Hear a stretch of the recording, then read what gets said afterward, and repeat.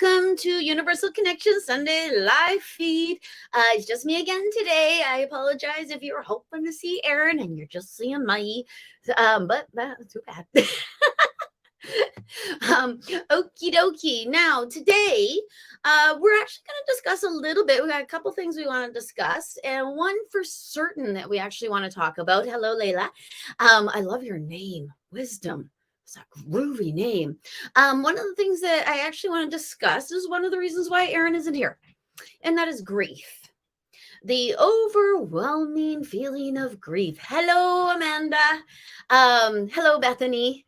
And actually, like, I almost said, who better to talk about grief than me? Because, like, how arrogant is that? That is not what I mean to say. But as a medium, I have firsthand knowledge of grief within myself, and I have knowledge of grief within my clients.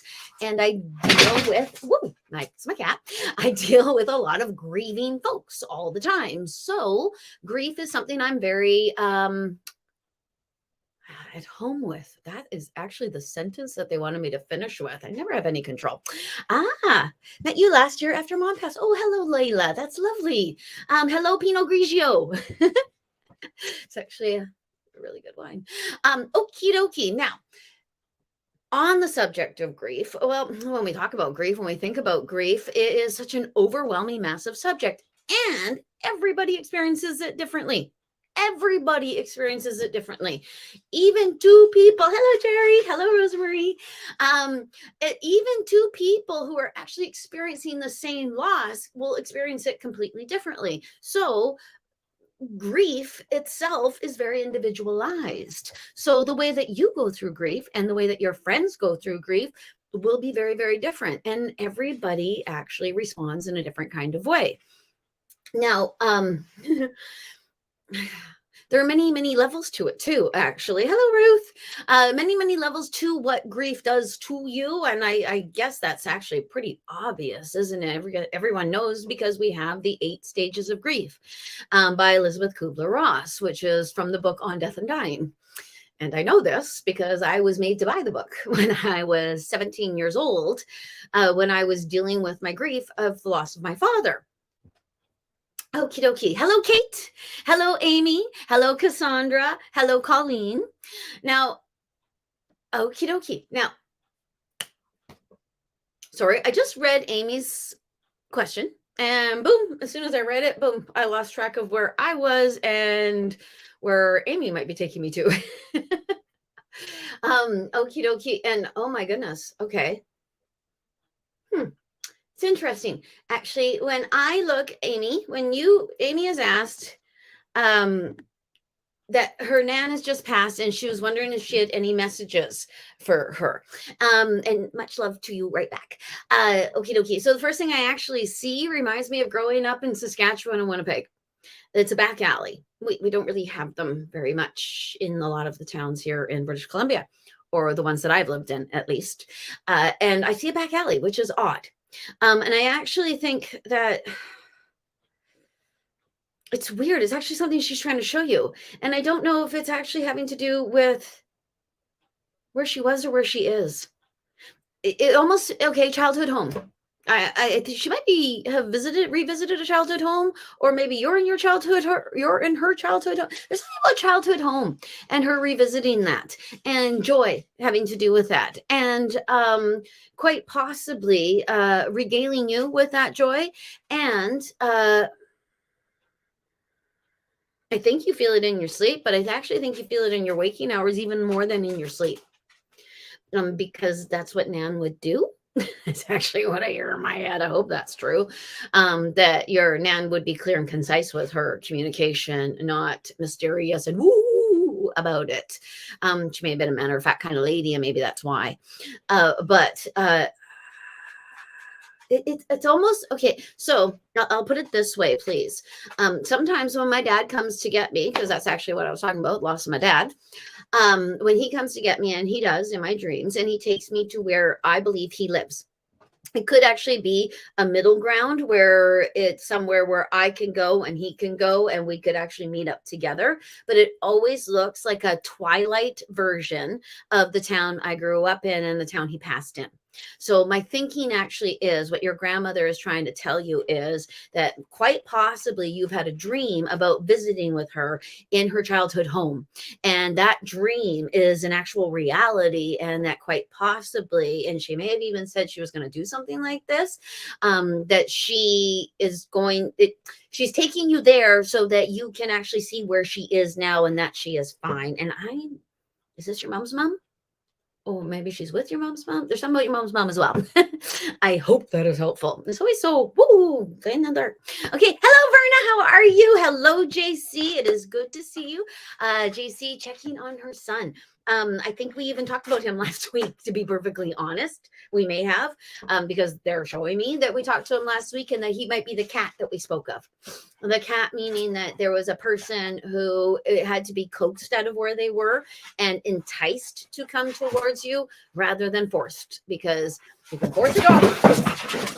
Speaking of dogs, you can force a dog, but you can't force a cat. Sorry, my dogs try to get as close as they possibly can to me when I'm on a live, when I'm doing anything at all, because my dogs, like, yeah, they love me and I love them, but I apologize. That's twice now. My dog Lily has knocked things over trying to get as close to me as she possibly can. That's what the big sounds were.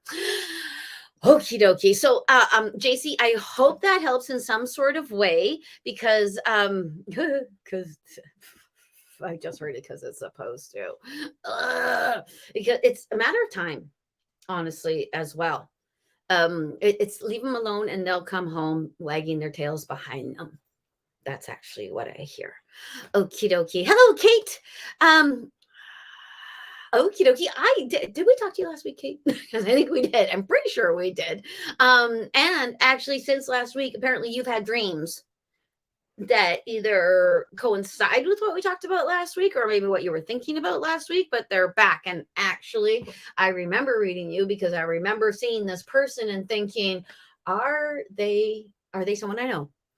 And I think that you actually may have written back that they are your grandfather. I kind of hope they are, because if this actually is the person that I think it is, he was a lovely, wonderful man who I really enjoyed chatting with and talking to. And I kind of think it is him, to be perfectly honest with you. It's weird. Okie dokie. Now, Amanda. Okie dokie. Amanda wants to know if a certain person still has a role in her life. Amanda has stepped away from them, but she keeps getting signs from the universe. What the heck is going on? I get that totally. They still have a future chapter in your life, or has it been laid to rest? Do I reach out or try to communicate again? Honestly, Amanda, actually what I hear is, but that is the physical thing. Like, you have actually annexed this person out of your life. They're no longer really actually a part of your life, but they're a part of your mind.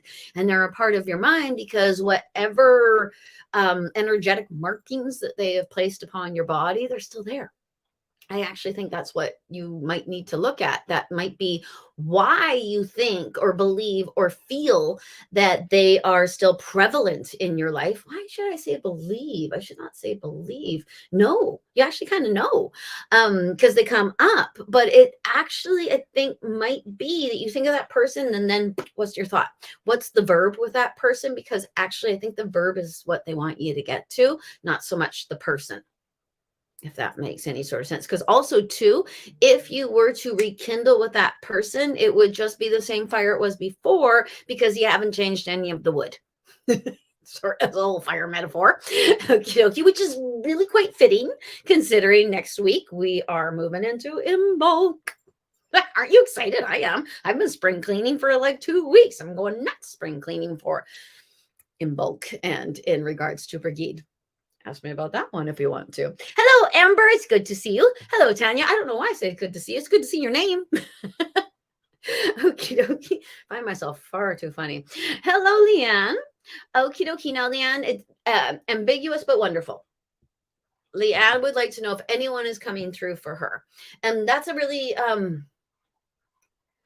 honestly, I am so new to doing live feeds for people. I don't think that that's a tough question, but I tell you, when I do psychic fairs and somebody wants a 15-minute reading, I actually usually say, well, what's your question? Where do you want to lead me? Because otherwise we're going to go here, here, here, here, here. Because a lot of the times when you ask a psychic something, so like, is anyone coming through for me?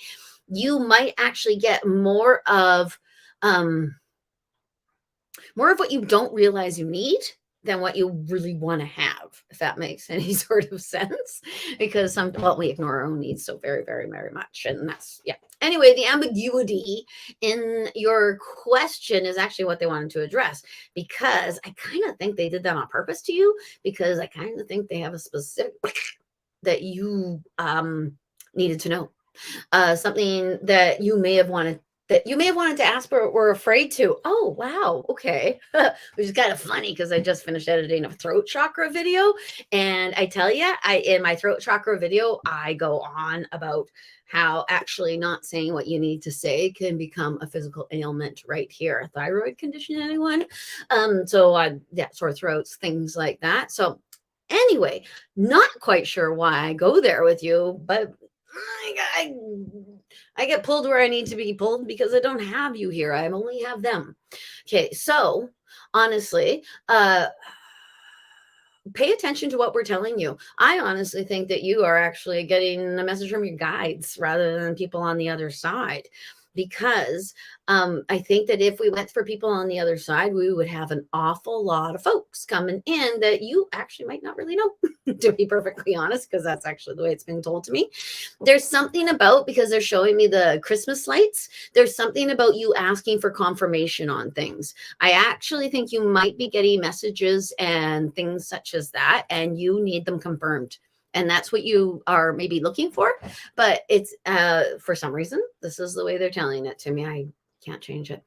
So I think you need things that are cemented and signs and things that you know for sure are true.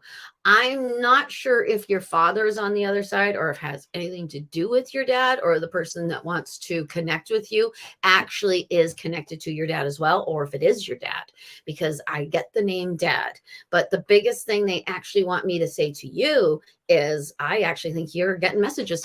I think it's all in your head. And what they want you to do is ask for it to be clarified. And that is asking for it to be pulled out of you, because I see the eagles as well.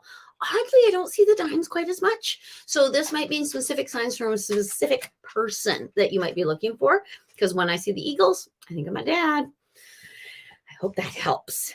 Happy Sunday, Linda. Okie dokie. Now, Linda would like to connect with her mom. I don't know if your mom baked, but she comes through like that. It's usually a grandma thing. They'll come through either I'm a baking grandma, or they'll show a rolling pin in their hands, or they're a cooking grandma, which is a different kind of sign because there's like associated with food, and your mom might be associated with food for you. She also might come to your mind when you're in the kitchen a lot, and it could be because of something you can see outside the window in your kitchen. And I'm not quite sure what that is. She also, you might actually even hear a sound, because I hear a sound, and it sounds like you might actually hear something like that. And that actually, okay, could be your mom, because the way that she makes that sound, it makes me think of the vibration idea. Excuse me. That's funny, throat chakra. Oh. I just asked Linda's mom if that was because of her. I tend to ask the dead silently. I should ask them out loud when you're not right here to think I'm asking you, because that's what happens. There's something in your kitchen, Linda. There's something she's talking to you in there. You look like you're standing in the kitchen. You're looking out the window. You're in my kitchen. That's always what they do. They put you in my house. So I have a reference. I don't know what your kitchen looks like. And there's, you look like you just walked in, you just walk into a room and go, why am I here? It's a moment like that. And you're looking out the window. So there's a couple things that your mom could be telling us here. She could be telling us that when she does communicate with you, it actually feels like, what was I thinking? Like you lose your mind a little bit. You lose your mind a little, you know what I mean? You lose your train of thought. That's what I mean. You lose your train of thought a touch. Or it could be that when you're in the kitchen, that's when she speaks to you. Want to go both. I actually want to go both because, well, for one, the kitchen. The dead are in our kitchen a lot. And if it's not the dead, it's the naughty ones because there's so much emotion and with the kitchen because we're so obsessed with food. So there is that idea. Here, sorry, Leanne, I kept you up there. I actually hear write down what you hear. Even if you think it's benign, because honestly, when your mom speaks in my head, it sounds like me. Because I don't know what your mom sounds like. That would be really weird. I've had the other voices in my head where you actually get the sound of another human's voice in your head. And boy, oh boy, is that freaky. Doesn't really happen with people on the other side because they're respectful. I don't want that. So they don't do that because they want me to keep on inviting them back. Okie dokie. Okie dokie. Now, Ruth. Okie dokie. Okay, so we talked to you, Tracy. I'm getting all all right. Now, Ruth was wondering if my spirit has anything to say to her. That's funny. That is so funny because I actually think last week you actually talked about moving or asked about moving. And I don't know if we said it was time yet, but actually, as soon as I ask about you, I hear move, move, move. It's kind of like when the for sale signs and they say sold, sold, sold. Like they really sold. Anyway, move, move, move is actually the first thing I hear. So it could be move your body. It could be move your mind and move your circulatory system. Actually, those are the things that I think are supposed to be. You might actually feel that you need to move house because you feel this need to move, but I kind of think it's a need to move. And because the physical need to move can actually, I got that a lot when I first opened up, that I kept getting the cards that said move, move, move. And I thought, well, I need to move. But what it actually was that I needed more movement. I needed change. I needed to stir things up a little bit because that's even when we exercise, we stir things up a little bit. So I actually think you need to move a little bit. Okay. And for everyone who has a little bit more delicate sensibilities, this is the last thing I'm going to say to Ruth. I actually think you might need to orgasm. Sorry, but actually that's what I heard. And those are really, really, really important. Okie dokie. Okie dokie. Cassandra would like to know if there's anything from her mom. Okie dokie. I actually even think too that you might feel as though your mom's on a bit of a hiatus or a quiet time, which might be because, okay. And I actually think life has been beyond crazy, not just a little bit crazy. It's been super crazy. Okie dokie. All right. I don't know if you have an opportunity in front of you or something that like a ladder of success. Okay. So when I see people moving in their careers, they actually show them climbing up a ladder because the ladder of success. With you, Cassandra, I actually see it as a rope ladder, which is a difficult thing to climb, a difficult thing to get onto, a difficult thing to even choose to get onto. So there actually might be something like that ahead of you in your life. And your mom is letting me know that she shows me the rope ladder, and then she shows herself standing at the bottom of it, trying to steady it for you. So I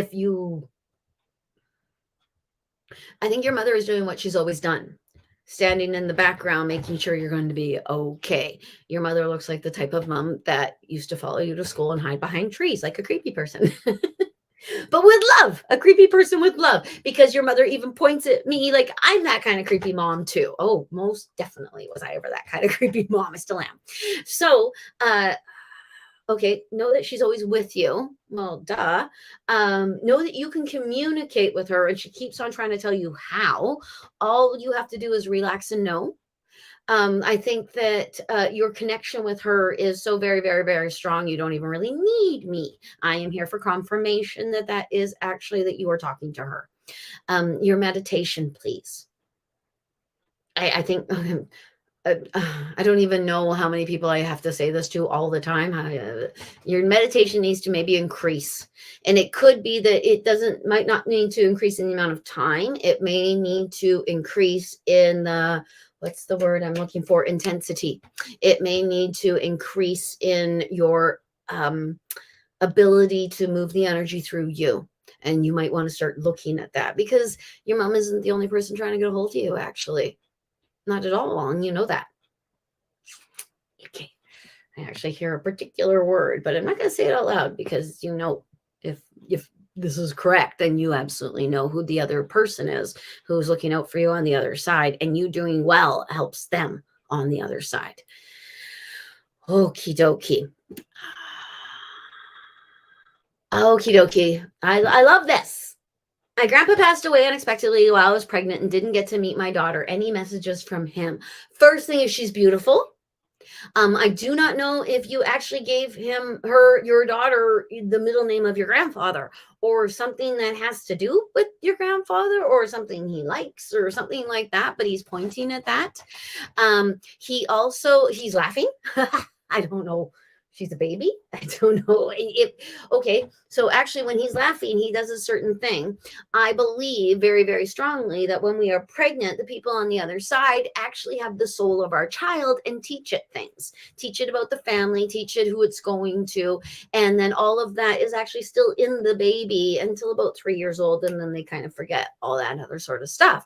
But I remember my daughter being 4 months old and looking at her in the car and her going at me, which if you've had a baby, 3, 4 months old, that dexterity is not there. So I believe my father taught her that. Your grandfather, Caitlin, shows me that. He shows me there's something that quite possibly, it might have something to do with farting that your baby does. And he is pointing at it and laughing as though he's a part of making that happen for you. There also might be a picture that gets tilted a lot of him, and that might be him that's doing it. He also wants you to know he's the mobile, which anyone who's ever changed a baby knows or has seen that you're like, who the heck is behind me that you find ever so funny? And it actually usually is people behind them that they actually find ever so funny. So he is claiming to be the mobile, but there's a grandmother there who's way stronger and who is helping him to talk. I don't know if it's his wife or his mother, or it doesn't even feel like his mother. It feels like someone who's in the same age group. It could even be your grandmother on the other side, still helping this grandmother from this side, which I hope that makes sense. Like if your grandfather's on your mother's side, the grandmother could be on your father's side helping your grandfather. But no, I think it might be his wife, but there's something different about it. So I don't understand it. So the gist is he's okay. He's better than you, and he can do this, which maybe had arthritis in his hands or something like that, but he can do that. 10 fingers, 10 toes. That's actually a funny thing too. Okay, but that's what we say. Okie dokie. Rita, anything, please. I love that, Rita. Thank you. Oh gosh, as soon as I look at that, my lump on the back of my neck starts to really, really hurt, like really hurt. Now, I believe the lump on the back of my neck is actually an indicator of my crown and third eye. I did that backwards, my third eye and crown. So when you ask me that, woof, I flare up like crazy, Rita. Okay, you need to maybe go with the flow, Rita. I'm actually seeing a lot of witchy stuff with you, which you may identify with, or you may be like, witchy? What the devil is that? What the devil? So, female empowerment, knowing. I think you have an ability to know you. But I think you might want to take it a step further. But it's weird because it almost looks like you're shelling out cards, like tarot cards or angel cards or cards of some kind. So it could be that you're looking into you as well. But then when I say that, it actually goes a little bit. So maybe I'm on the wrong track. That's what will happen. Okie dokie. All right. So if I'm going to tell you anything that they want to tell you, I would they're putting a blue scarf around your neck. It's kind of funny that it could be because it's on my mind, the throat chakra, but it's strange that I'm getting another throat chakra indicator, in my opinion. They're putting a scarf around your neck and putting you outside.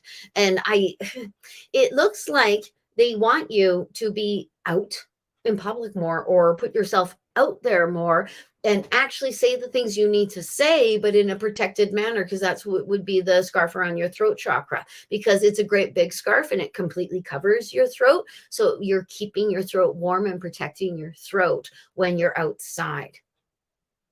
So it could very well be that you have some things you need to say to some people, and you need to protect yourself when you say this. And need to know too that not that you should, but that they welcome you to feel safe because you are. I hope that makes a little bit of sense. They welcome you to feel safe.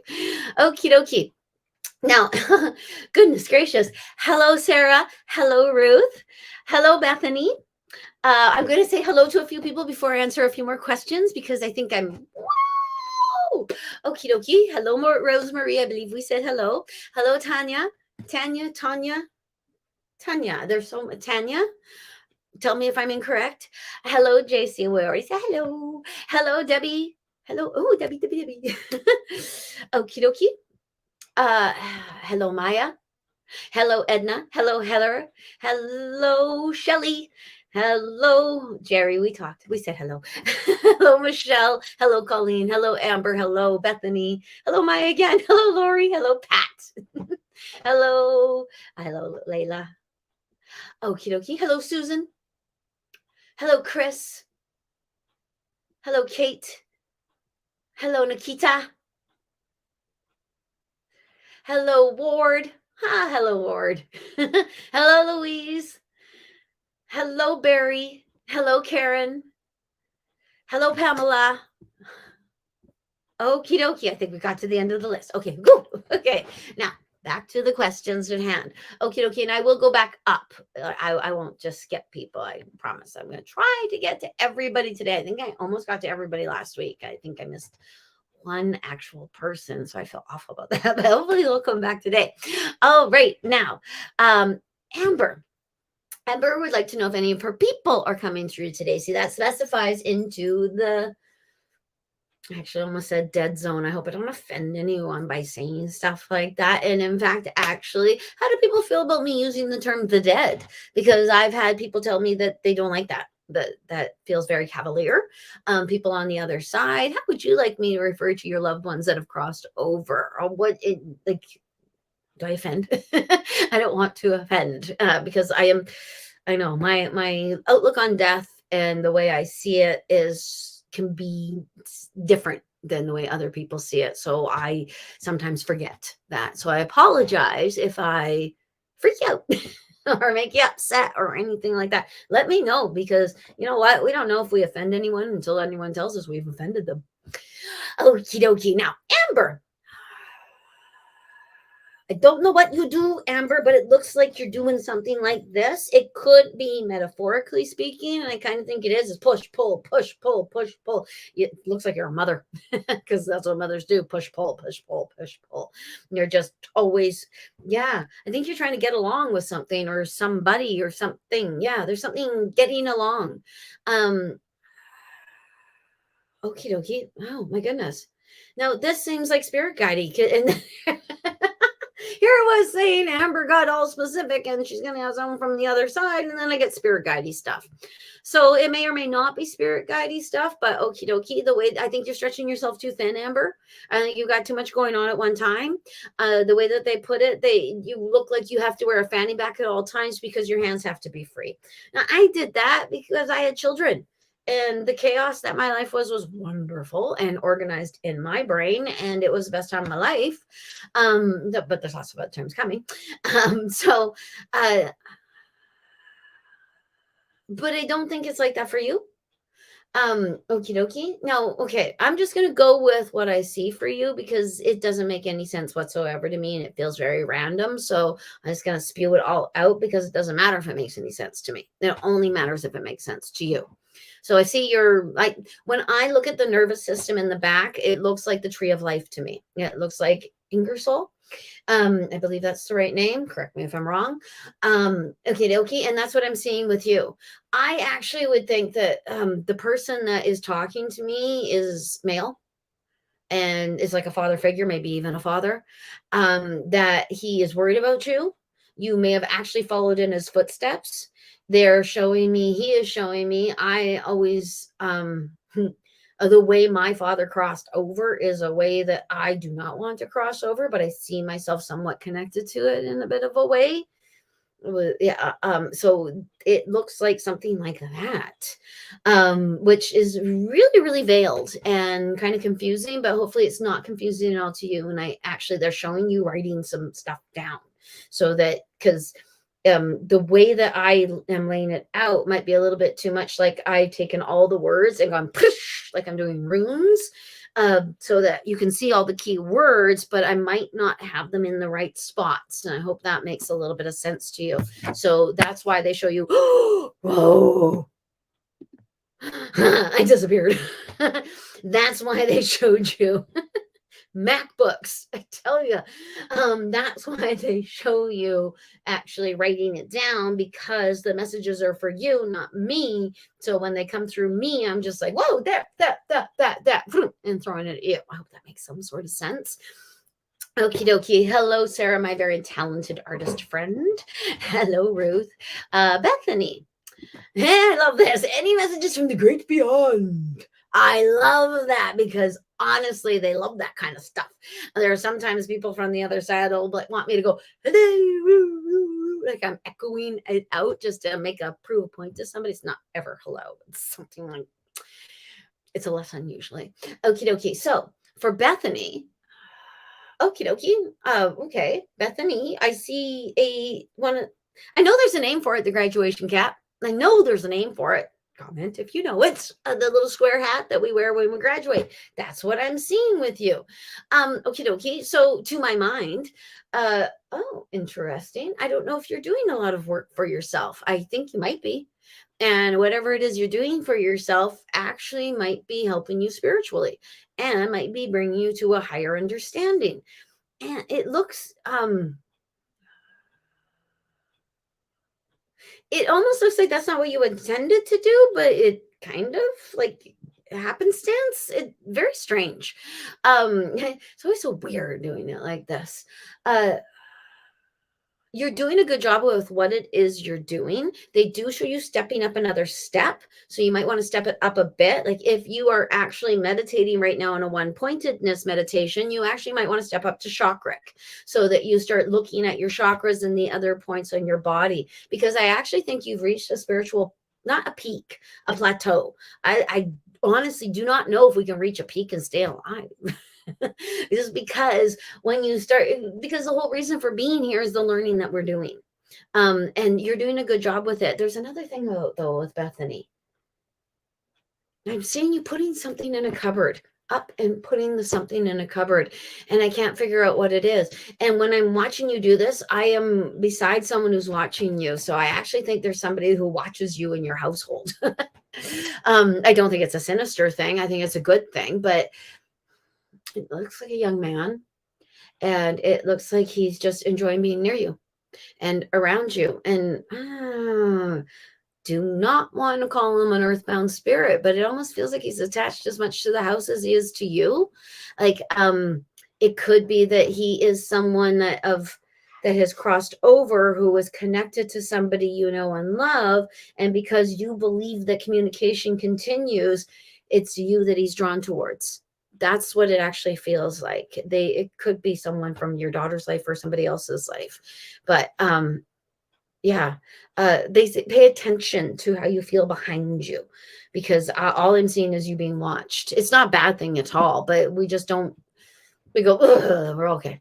We actually don't usually pay attention to anything but the negative stuff. To be perfectly honest, we don't pay attention to the good stuff in any way, it seems. Okie dokie. Now I hope that helps. Rosemary. Okie dokie. Rosemary has quite a few people. Oh, there's a family secret. Rosemary has quite a few people on the other side. It would look like almost entirely your immediate family. Okay, your brothers are leading the way. Because that's what they would do.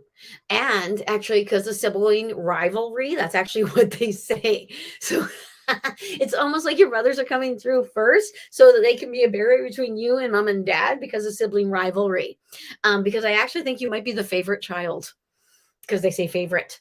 They also, your brothers, they're playing tricks on you. They're doing stuff in your house, and they're not bad tricks. They're just more things that you would expect to see from them. Your mom communicates very, very differently. Your mom communicates like a whisper and a hug, like a the family secret is a big one. Okie dokie.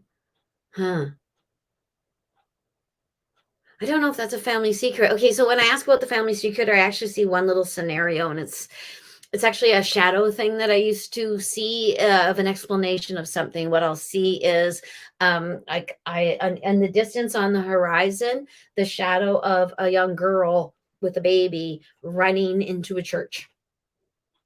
That's what I'll say. And it's an indicator of teenage pregnancy or of a pregnancy that may have actually may not have come to fruition, to be honest, from what I hear. And there may be Catholicism somewhere within that, so it might have had to go to nuns. I don't know if you have. Wow. I don't want to make any sort of sweeping generalized idea. I would rather just give you the details and have you take those details and see if they click and clack and clook in your head. Because if I give you like an idea, then I actually could lead you completely the wrong way. So, your family secret. That's what your mom does. She says, "What's it worth to you?" Sorry, that surprised me. She also she takes your hand and puts it inside of her hands. And okay, she says, if it was anything you needed to know, I would tell you. And that is actually what she said. Give me a shiver when she said that. Your mom is neat, just a neat energy. And I think maybe like you, because that's what she says. She shows you taking one hat off and putting another hat on. I actually think you take off the sister hat and you put on the daughter hat. Why is that? It has to do with the secret. It also, okay, I'm actually hearing the line from the no doubt song, Don't Speak. Don't tell me 'cause it hurts. That's actually the line that I'm hearing in my head. She is giving you kisses. And she'll be back. She'll be in your dreams because she often is. And she says, Dad's right behind me. But she actually kind of shows it when she's in your dreams. She's actually behind your dad. So you might actually see him more in your dreams than her, or he might keep her so that she doesn't all over your dreams. Not entirely sure. But she loves you. I can tell you that much right now. Okie dokie. Now, Tanya has lost a good friend 3 weeks ago. Oy vey. Honestly, actually, the first thing I heard was too soon, which is not odd, but odd at the same time. Because when someone's first passed away, if they need to communicate, they'll communicate and they'll bring someone else who has been dead a lot longer to communicate for them or to help facilitate the communication. Honestly, I just heard I'm not ready yet. How bizarre. I actually think that your person who's on the other side, I don't know if it was expected passing, but they're giving me the word expected. Maybe they felt it was expected.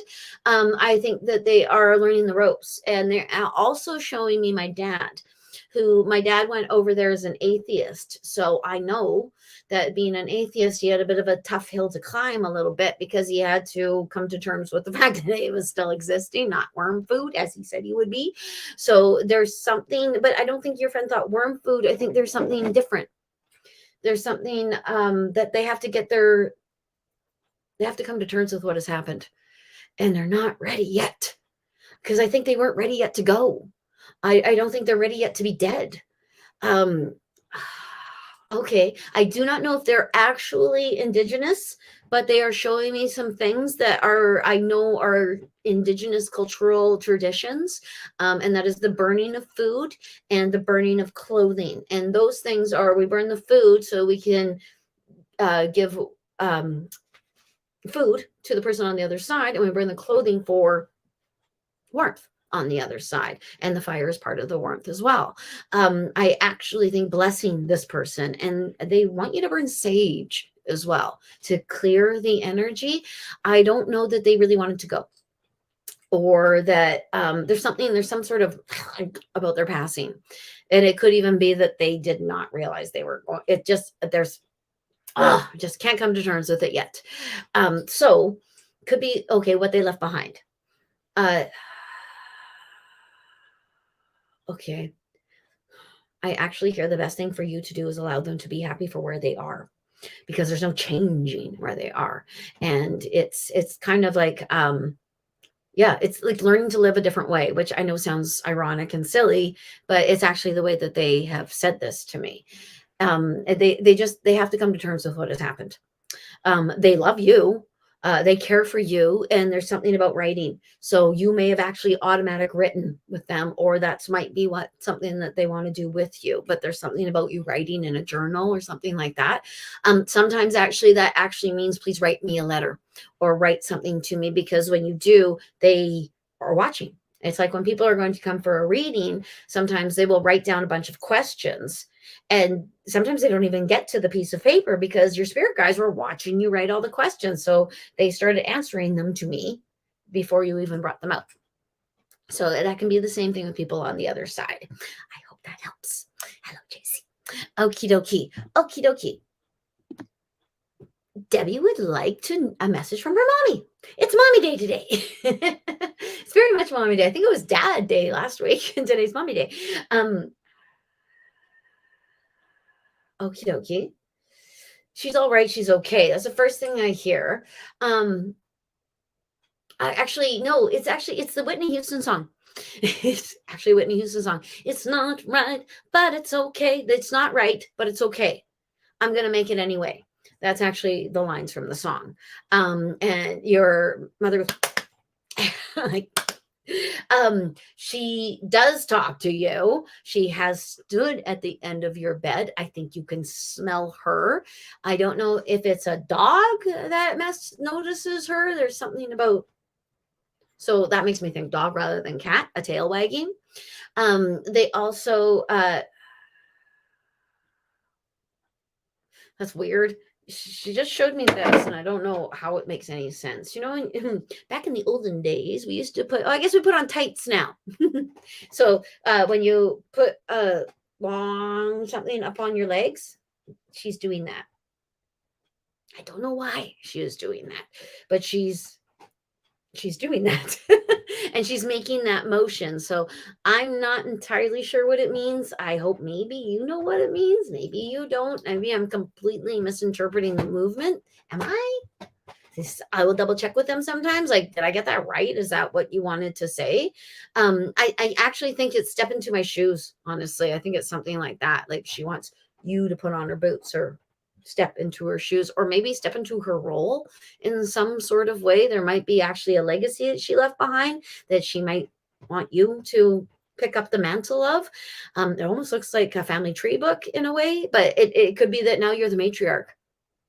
That's probably what it is, actually. That you got to step into her shoes and be who you actually are. I hear the word grieving, so you might be grieving right now very much. But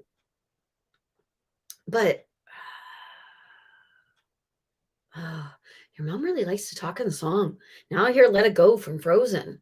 And the let it go is a letting go of the grief, anger, hurt part, and maybe moving into but I don't know that you're grieving, angry, or hurt.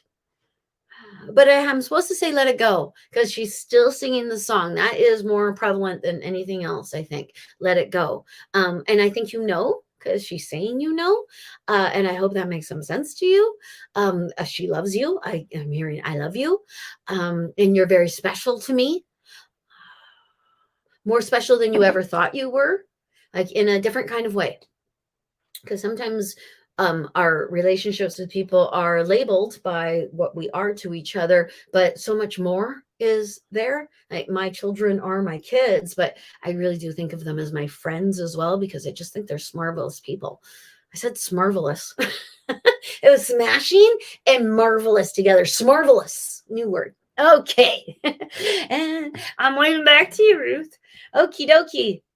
Okie dokie. Maya, can you sense any spirit guides? Excellent question, Maya. Your spirit guides are like such ambiguous folks because they are observers mostly, but they are yelling and screaming. And but the way that it's all set up, they're really much in a very observatory capacity. And once we get to know them, that is when they can influence us. That is how I'm supposed to say it to you. How to get to know your spirit guides. Okie dokie. They say it's easy peasy lemon squeezy. I guess it is, actually. All you have to do is concentrate on the idea of getting to know them.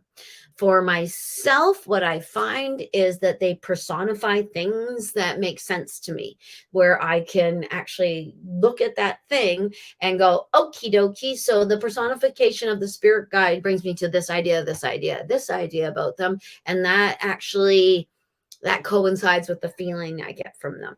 I find that knowing your spirit guides, especially, well, no, completely. You don't have to be working as a psychic to move your psychic energy, because we're all doing it constantly. People just don't realize they're doing it. Intuition, maybe, that gut feeling, that sixth sense about stuff. We're all psychic and we're all doing it constantly. So it is so much easier and better to live this life when you know the guys that are aware of the things that you cannot see, if that makes any sort of sense.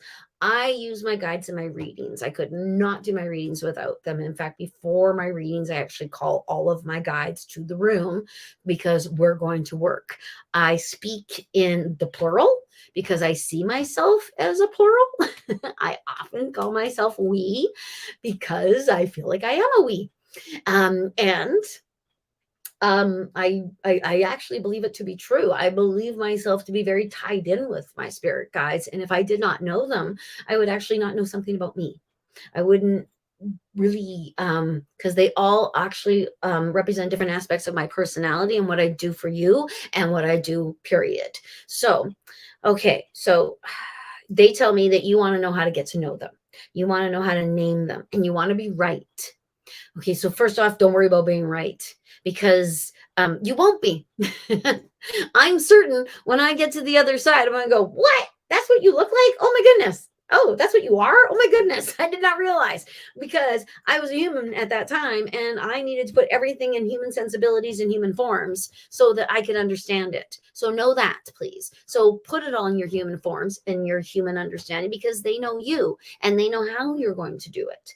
So slowly but surely, they actually even show you taking things and making them personifications of spirit guides. Like, it's simple. This is not one of the statues I have used for one of my spirit guides, but I could.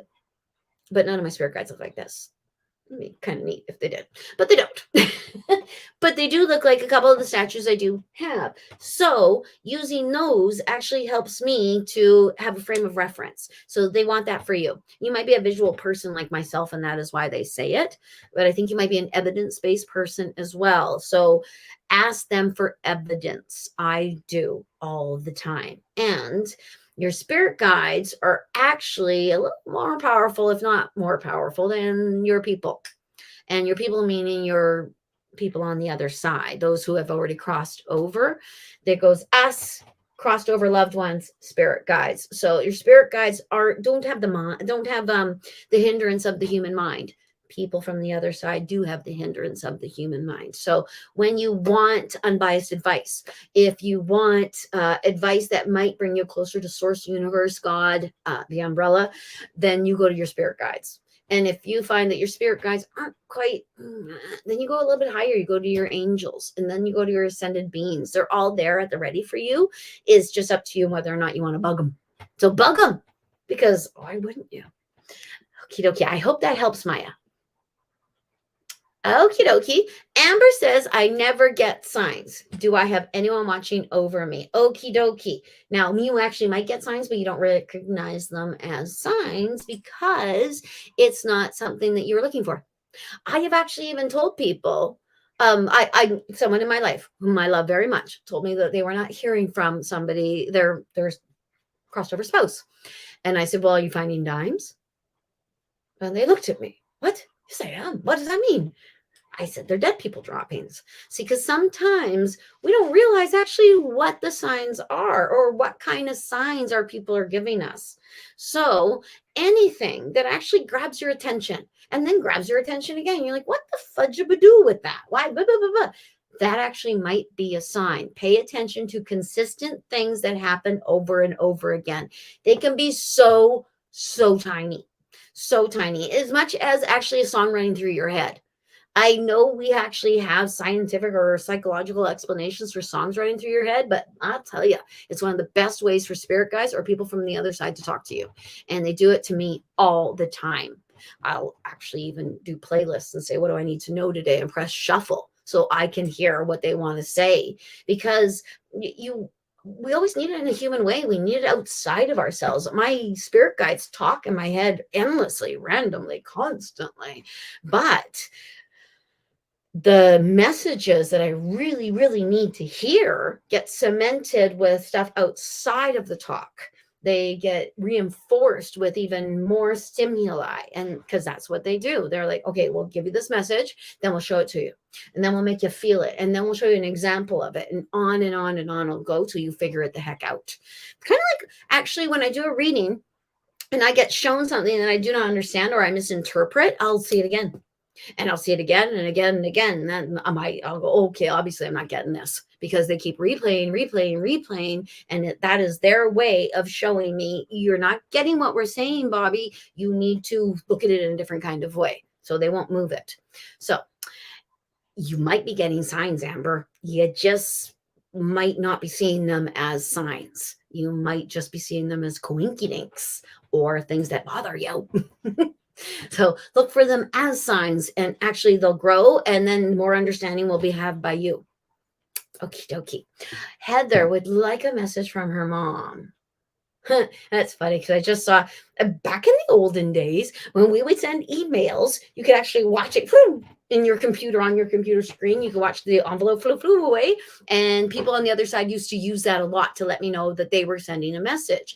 And your mother is doing that actually all the time. And how many birds do I have to kill for you? I don't know if she's not actually killing birds. She's actually bunking them into stuff to let you know that she is right there. She also screams in your ear, Heather, when you're doing stuff. I don't know if you're a mommy. She makes it look like you're a mommy. And she goes in your ear when you're doing something. She's trying to get your attention. Things like that. It might even be bong, bong. If you've had the bong in your ear, wow. Yeah, because I've had the bong. And the bong is a bit. The bong is surprising because it's so distinct. Okie dokie. Okay, pay attention to what I'm telling you. That's what she says. I think she talks to you when you're in the bathroom a lot. Yeah, I don't know if you're a mommy because I would think that you are. From what she's seen, my thought would actually be that that there's something going on with your baby, your child, or that she feels that she's helping you raise this person or something like that. So I hope that's valid. I hope that makes sense to you.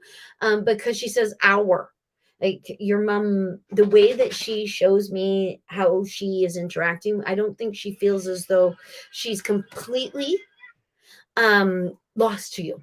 Let me put it that way. That quite possibly she feels like she never left. She feels like, okay, dokie, I'm available to you.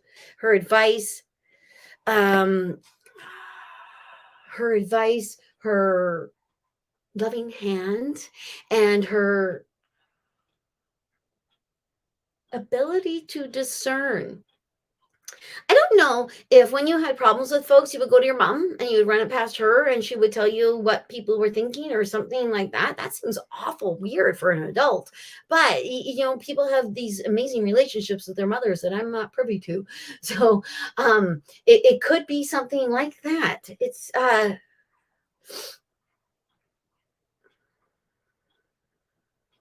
Yeah. Yeah, and if there's anything actually what she wants you to know for certain, it's lace up your boots. And when you lace up your boots, you're actually getting yourself prepared for things so that your shoes don't fall off and so you don't trip. Lace up your boots. Oh God, I hope that makes some sort of sense. And I love you. There's that as well. Um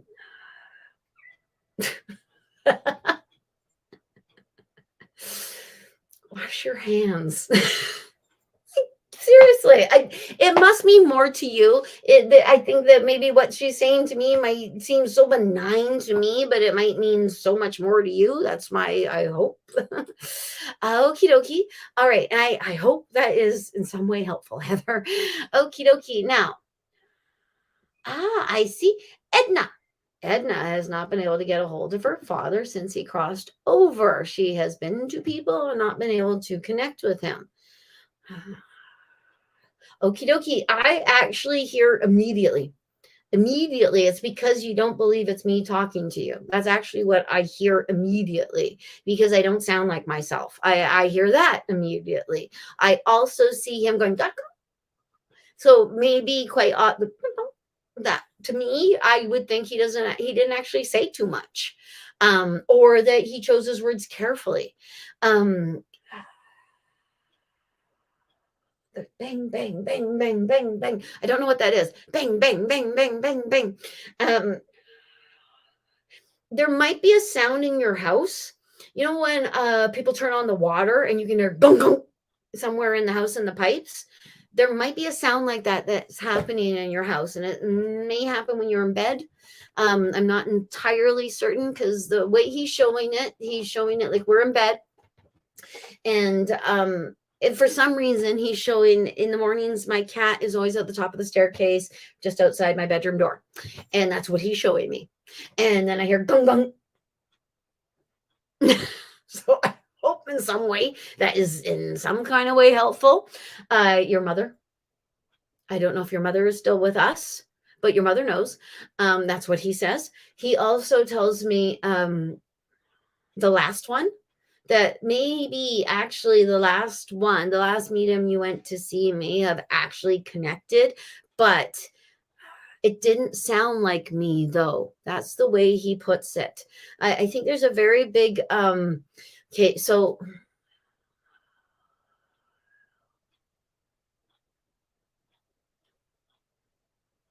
I'm asking him if there is a way, because when I speak with men, they actually communicate differently than women. The men of a certain age, it is changing because we're changing, but a lot of the men that are on the other side say very little, think a ton, and feel a ton, but say very little. So the way that your father makes it look to me, I don't know that he said very little, actually. I think he's just been misinterpreted. I actually think you have connected with him a couple times, but I'm not quite sure that people have represented him the way that he prefers to be represented. And he says, no one can represent me but myself, because he was an individual. I believe too that he's showing me when my father first passed, I would have these dreams where I was chasing him. He would disappear. It was just very frustrating. He's showing me those kind of dreams. So it could be because he doesn't make it look like you're chasing him. It could be that because when I was chasing my dad in my dreams, it was actually his fault, not mine.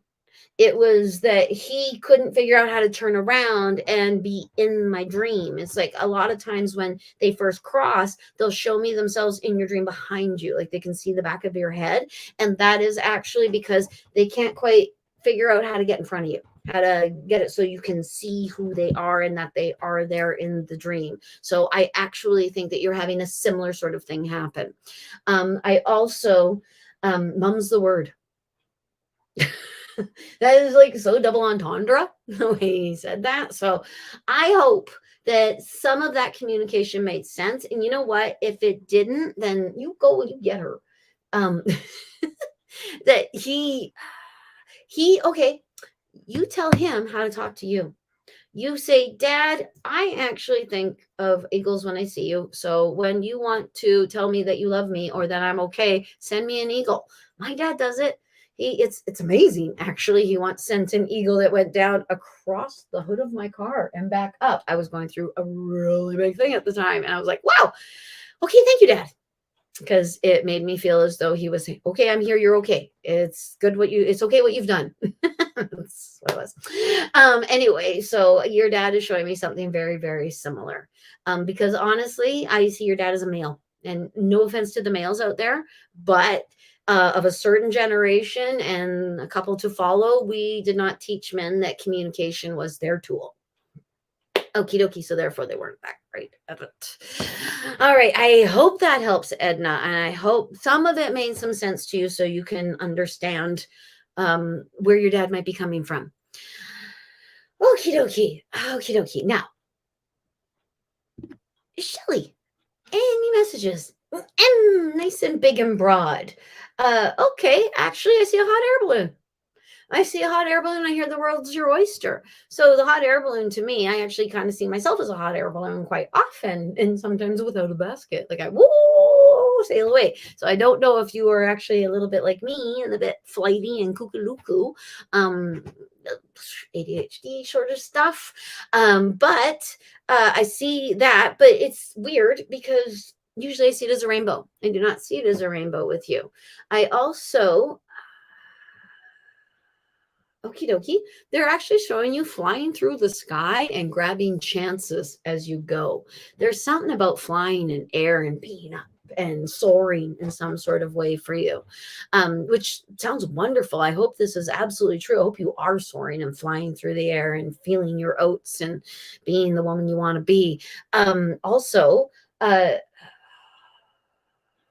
pay attention. That's what they showed. Pay attention because they're actually, I think the chances and the opportunity, there might be an opportunity coming to you.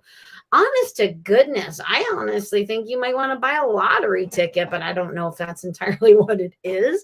But it could be something as vague as winning the lottery, because when we move to win the lottery, what we're actually not really, we're looking for something different. We're looking for, because it's such a lofty, huge aspiration. Winning $60 million would be horrible. It really would.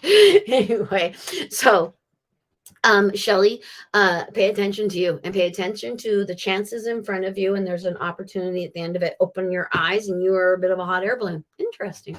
Okie dokie. All right. Okie dokie. Now, Bobby, even when we know years ahead of death and we know we will be living out the rest of our lives alone, even when the death arrives and you hold them close, think because you know it is coming. The shock of how hard you are hit is unbelievable. It's true. It took me 15 years to fully accept, even though the communication was always there after crossing. Excellent, Jerry. What Jerry says, I'm actually going to pop it up here so that other folks can read what Jerry says for themselves, because she's absolutely right. Even expected deaths. See, there you go. I had an expected death last May, and it's still, even though we were like for 3 years expecting it, still when it came, too soon. Oh my goodness gracious me. So yeah, it does. It comes right back and goes right into your heart. And it usually means they're in the room with you.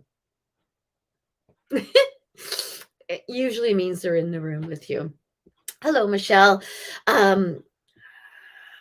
Colleen has been spring cleaning all day today. Excellent, because that is actually what we're supposed to be doing with in bulk, with what we're coming into. I have been spring cleaning for a couple months now, but actually going a little bit crazy for a couple of weeks and pulling everything out. I redid my witch's kitchen too. There's a video coming up about that one as well. Okie dokie. Thank you, Colleen. Okie dokie. Now, Amber would like specific messages. She's been feeling a lot of connections lately. I actually hear, are you ever?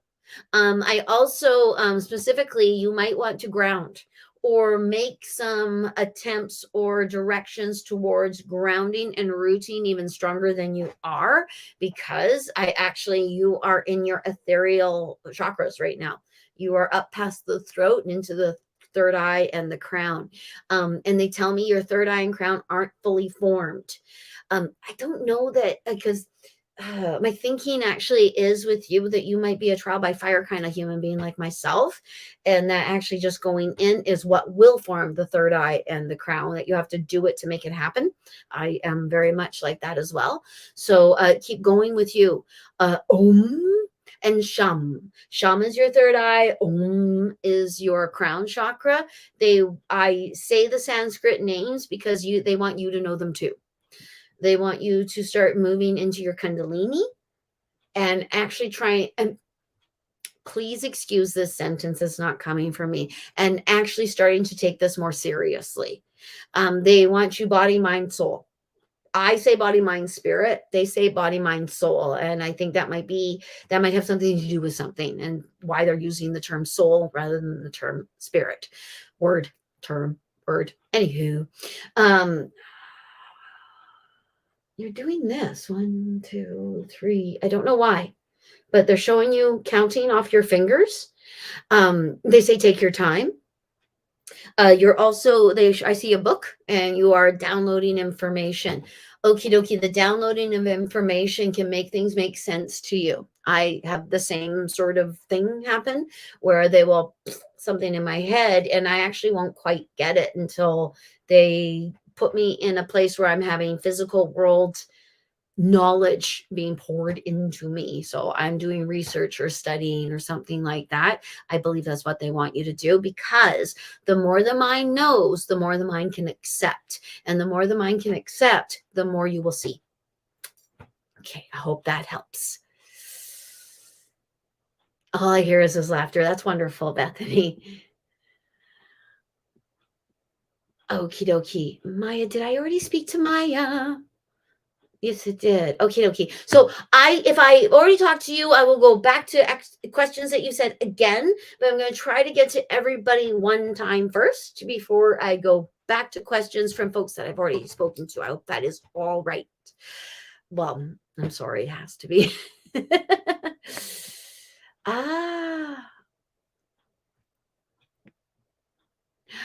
Wonderful. Okay, so Amy has given us a little bit of a explanation of some of the strange things that we saw. Okie dokie. I live at, okay, love of buses. Interesting. Okie dokie.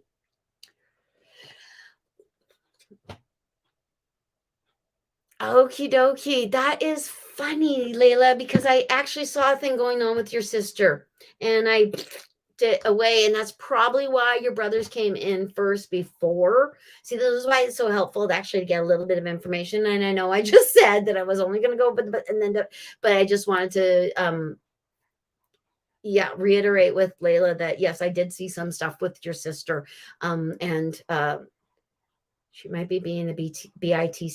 You may need to stand your ground, stomp your foot. You may need a lawyer. Ugh, I really hope you don't need a lawyer. Okie dokie. Chris, it is Mom Day. Isn't that neat? Isn't that neat how it's like a theme day? And last week was a theme day, and I get theme weeks in my readings. It's just so neat. Everything happens the way it's meant to. Everything just kind of goes the way it's supposed to. All right, Chris, from your mommy. Step it up, young lady. Actually, that's what I hear. She's actually showing you spanking your own bum. Like when you whack somebody out of the room, like, come on, get your butt in gear, get your butt in gear. That is actually what I'm hearing. Get your butt in gear. Are you writing a memoir or something about your family, or maybe not about your family? There's something, I think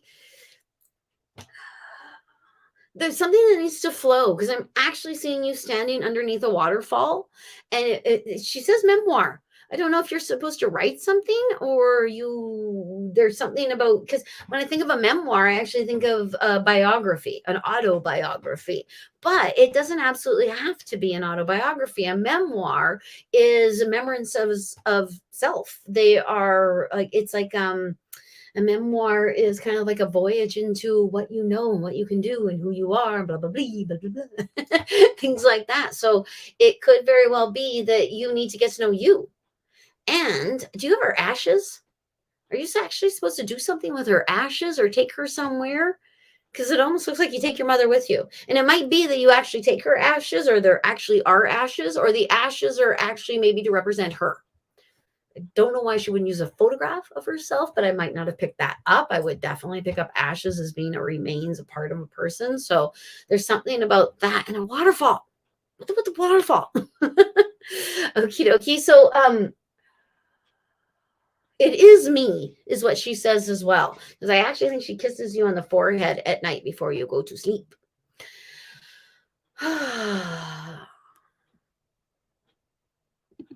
Excellent question. Do they ever find peace or walk forever when you take your own life? Yes, they do find peace, especially when the reasons. I've actually seen people take their own lives due to mental anguish or schizophrenia, just specifically schizophrenia. I've seen a lot of people take their lives, a lot of boys, men take their lives due to that disease. When you're tortured for no fault of your own, you get a pass, because the reason for you committing suicide is known to those in the suicide realm. It's known to the higher beings. So they go, it's okay. We get it. We understand why you would need to do that. So, but for most folks, and actually even for someone that I loved very much who took his life, they go to the suicide realm. And he actually took me there once. It was very much like a bar. It was actually, if you've been to the commie in the 1990s, it was pretty much the commie, the commercial, the Nanaimo. Anywho, he took me there, and everyone around me actually displayed physically the way that they had made their way over to the other side. It reminded me very much of Beetlejuice when they're in the waiting room, and everyone in the waiting room actually is showing how they crossed over. Even my loved one, was showing he had. Anyway, so I know though that that's only for a little while. When somebody comes to me who has committed suicide, they usually come flanked by angels. They usually come with handcuffs actually on their wrists. That is when they are still trying to figure out why they did what they did, because that's what they have to do. When you commit suicide, you go to pretty much a school. You go to suicide realm, and you have to figure out and come to terms with giving up the most amazing thing that you have been given, and that is life. So once you have figured it out, once you have done all the work that they have deemed, you get to go and you get to be with your family. And it's not that you don't get to be with your family at all, because I've seen people who have committed suicide who still have the handcuffs on, still interacting with family. But it's like a day pass. So they go back and forth. There's no punishment within it. There is no shame within it. It is just very matter of fact. This is what you've done. This is what we need to do. Nobody comes out of the suicide realm harmed in any sort of way. I hope that helps. So they do actually get to rest eventually. They just have to come to terms with what they did. Yeah. Okie dokie. Susan, I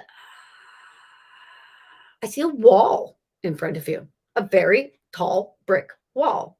Now, that could mean that you don't actually want to hear anything. You really could. Or it could mean that there's a very big brick wall in front of you, that you feel trapped, that you feel like you can't move ahead. I kind of think that's more of what it is. Okay, now I'm supposed to tell you that that is not a wall at all. It's actually a partition that all you have to do is go and it's gone. They don't want you to walk around it. They don't want you to go over it. They just want you to go, get out of my way. That's what they want you to do. Get out of my way.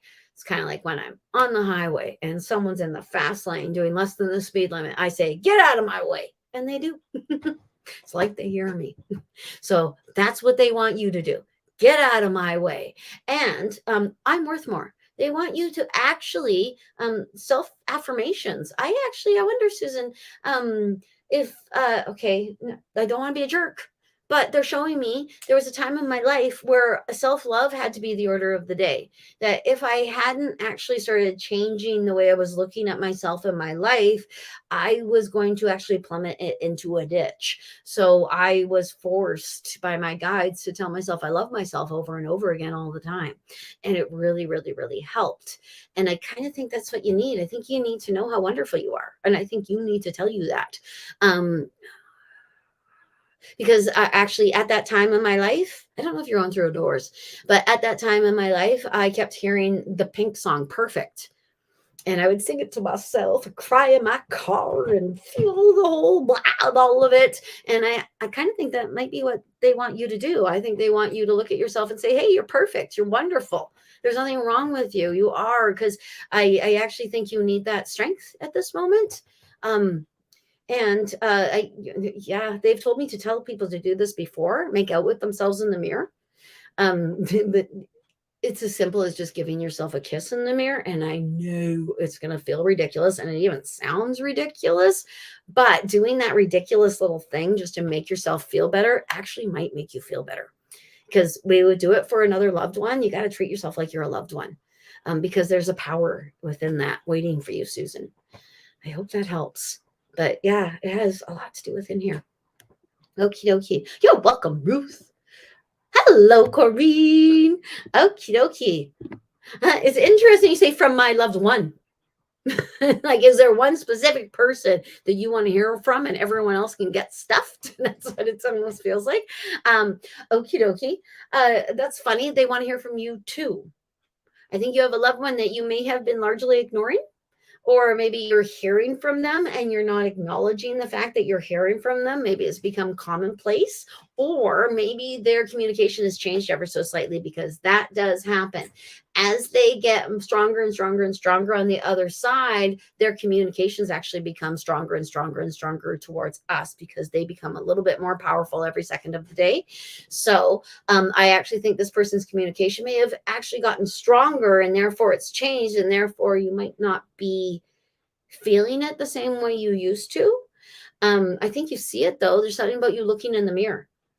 And you might, there have been times when I've looked in the mirror and thought I saw someone behind me ever so slightly, kind of quickly, and going, "Wah!" But I don't know if that has happened to you. It might be something like that, like someone behind you in some sort of way.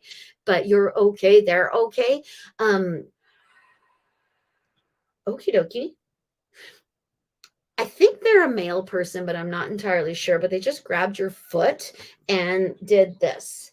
So they're going up and down the bottom of your foot in a reflexology sort of way. That can mean so many things. They tell me they want you to take care of you. I actually think they're going towards the organ part of things here. And it might be that you've been breathing in some toxins of some sort. There's some toxins maybe that are going into your mouth that have been going into your body that might need to be cleared through sauna, or even a run can get out toxins through the sweat. And but there's something that you actually might need to expel out of you. I hope that helps. Okie dokie. Hello, Judith. Lots of love from Canada. We did speak last name. You're correct about your names. My papa was a wonderful man. If you ever did meet him, I wonder. What is his name? I don't want to say his first name because people will just marry it with the last name and go, "Oh, that's who." Blah blah blah. But it's kind of a famous first. Well, it's a famous name on the island, kind of. It's known. Anyway, I just wonder. I just think that's wonderful. Anyway, okie dokie. Okie dokie. Now I have already talked to Cassandra. Yes. That's all I'm going to say about your job interview. Yes. Okay, now Louise. Okay. Thank you, Louise. Louise gave me the name. So now all I have to do is close my eyes and say the name 3 times. Whew. Wow. Okie dokie. That's all I needed to do.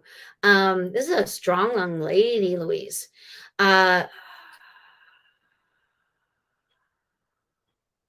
I don't know if you guys had a lot of love and laughter, or if she would end things with love and laughter, Kirsty. But she's saying love and laughter.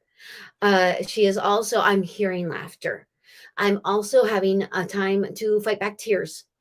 Tears for us. Uh, tears, oh golly sakes, tears of her loss of you and your loss of her. I don't know if you guys were wine drinkers together or she's just trying to symbolize something that we cliche put women together doing. I know that you laugh together. I'm really sure you laugh together because I can hear it. And I kind of think you can hear it too. Oh, golly sakes. Oh. She don't want to be dead, but she is dead. And that's the way it is. And that's the way it's going to be. And then she says she's going to make the most out of her situation. And she would like you to do as well. She says, you know what she means by that.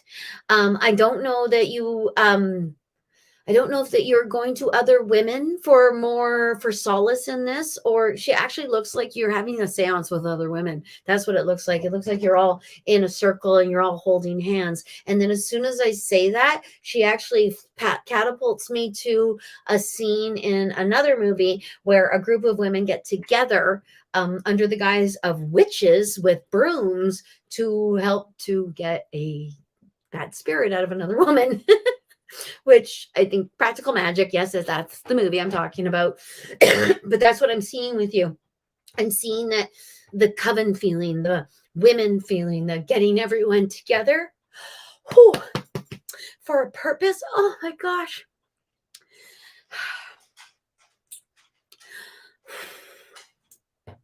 She makes me feel so emotional about it for so many different reasons. And mostly actually for the reason of, oh my gosh, stop it, Kirsty. Pull back. It doesn't help anybody if you can't understand what the heck I'm saying. Okie dokie. Sakes alive, lady. The feeling, and here comes my Labrador because I'm crying. The feeling of that we get when we're all together under one purpose. Oh my gosh.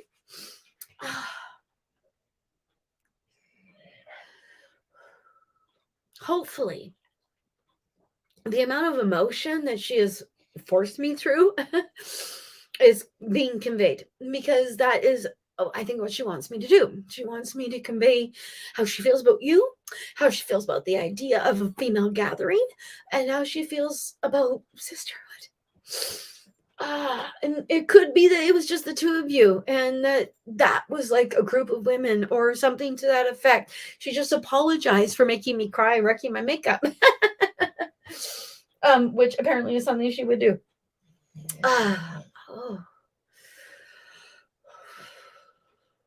Okay, she says she will get better at this and not so rammy about it. Because she wants to be able to talk to you. And I honestly believe that's why she's showing all the coven-y sort of seance-y stuff, because she wants you to figure out a way to bring her in and to communicate with her, because it's something she really wants to do. And she is really, really good at it. A really strong lady. Holy Hannah. Wow. Thank you, Kirsty. Thank you, Louise. Okie dokie. Whew. Okie dokie. Okie dokie. Now, Debbie, okay, I'm going to go to Barry and then I'm coming back to you because I know I've talked to you, but you really want to know about your 2023. I know this. So I will come back to you. Okie dokie, Barry. Okie dokie, Barry. It's wonderful to have a man here, first off. That's what I got. He's not shoving you, punching, like the way men do. They punch in the shoulder, like, hey, buddy, I love you too. I don't know if he ever actually said I love you, because when they scrape off their tongue, they're telling me it's something they wouldn't have said when they were here. He misses you as well, because you don't talk to him anymore. Because, well, geez, no offense, but you're a guy. And did you talk much when you were with, like, okay, so, okay, he is a smell. So sometimes you actually might smell him. I don't know if it's a pleasant smell, honestly. It might, he is showing it to me. I would say it smells like man in here, because I actually think men and women kind of smell. People smell, actually, and it's not like they smell. It's like everyone has a bit of a scent to them, and that actually can be felt psychically. And I actually think you feel there might be something wrong with your wife or his wife. There's a lady, there's a woman, and she actually might be receiving the messages that are meant for you because you're closed up a little bit. If you want to hear from him, okie dokie, they show you meditating. And I don't know if you already meditate, but if you don't, sitting quietly and being in your comfortable space, they're showing you like you are in what looks like a tool shed, which, yes, I know, I'm sorry, very sexist, but they're showing that like that's your comfortable space. So I think that it's either actually you have like a tool shop or a place where you have your stuff and your things that you do, and you have a stool there that you can just sit on and be quiet for a moment.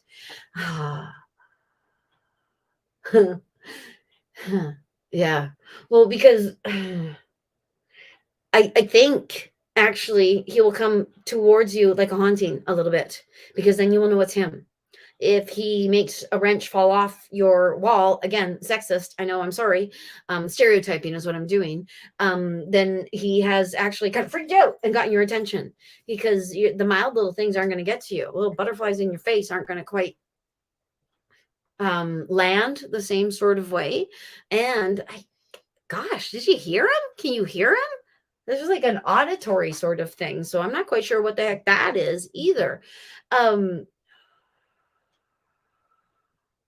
good. I'm fine. That's what he says. He's good. He's fine. It's okay. It's okay now. It wasn't quite okay at first, but it's okay now. And he's going to be fine. And the way he wants you to think about his crossing is just like he is going to a party and he's getting the lay of the land before you get there, so he can show you where all the good things are. Yeah, it's yeah, and it's almost like he's hiding things for when you do die, so that you too can go and do this and go and do that. And also too, his legacy, I don't know if you do something that it commemorates him as your friend and the loss that you have had, but he is thanking you. So I don't know if you've already done it, if you're going to do it, if you're creating something. I'm not quite sure. Okay, guys, don't do that. That's what he said. So, okie dokie. I hope that helps, Barry. Okay, Karen. Huh. Karen, they show you running, but the, like, you know, cartoon characters run and they actually show the road actually coming up underneath their feet. You know, like they're running actually the road out. Like you're not getting anywhere, you're staying in one spot. That is something that I see.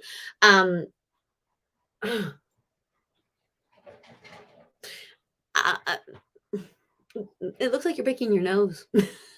I don't think that's what they're meaning. Could be like this, but this is usually on the nose. It's this that I'm seeing from the side, so I'm not sure what the heck that means. It might mean something to you. It might make sense to you, but it certainly does not make sense to me. Also, oh, okie dokie. I think you need to get something off your chest. I think you need to say something, because they're showing you use your voice. I don't know if you actually sing and they're actually showing you singing and using your voice, but I'm not sure. But okie dokie. Now, when it comes to the standing in one spot thing, it's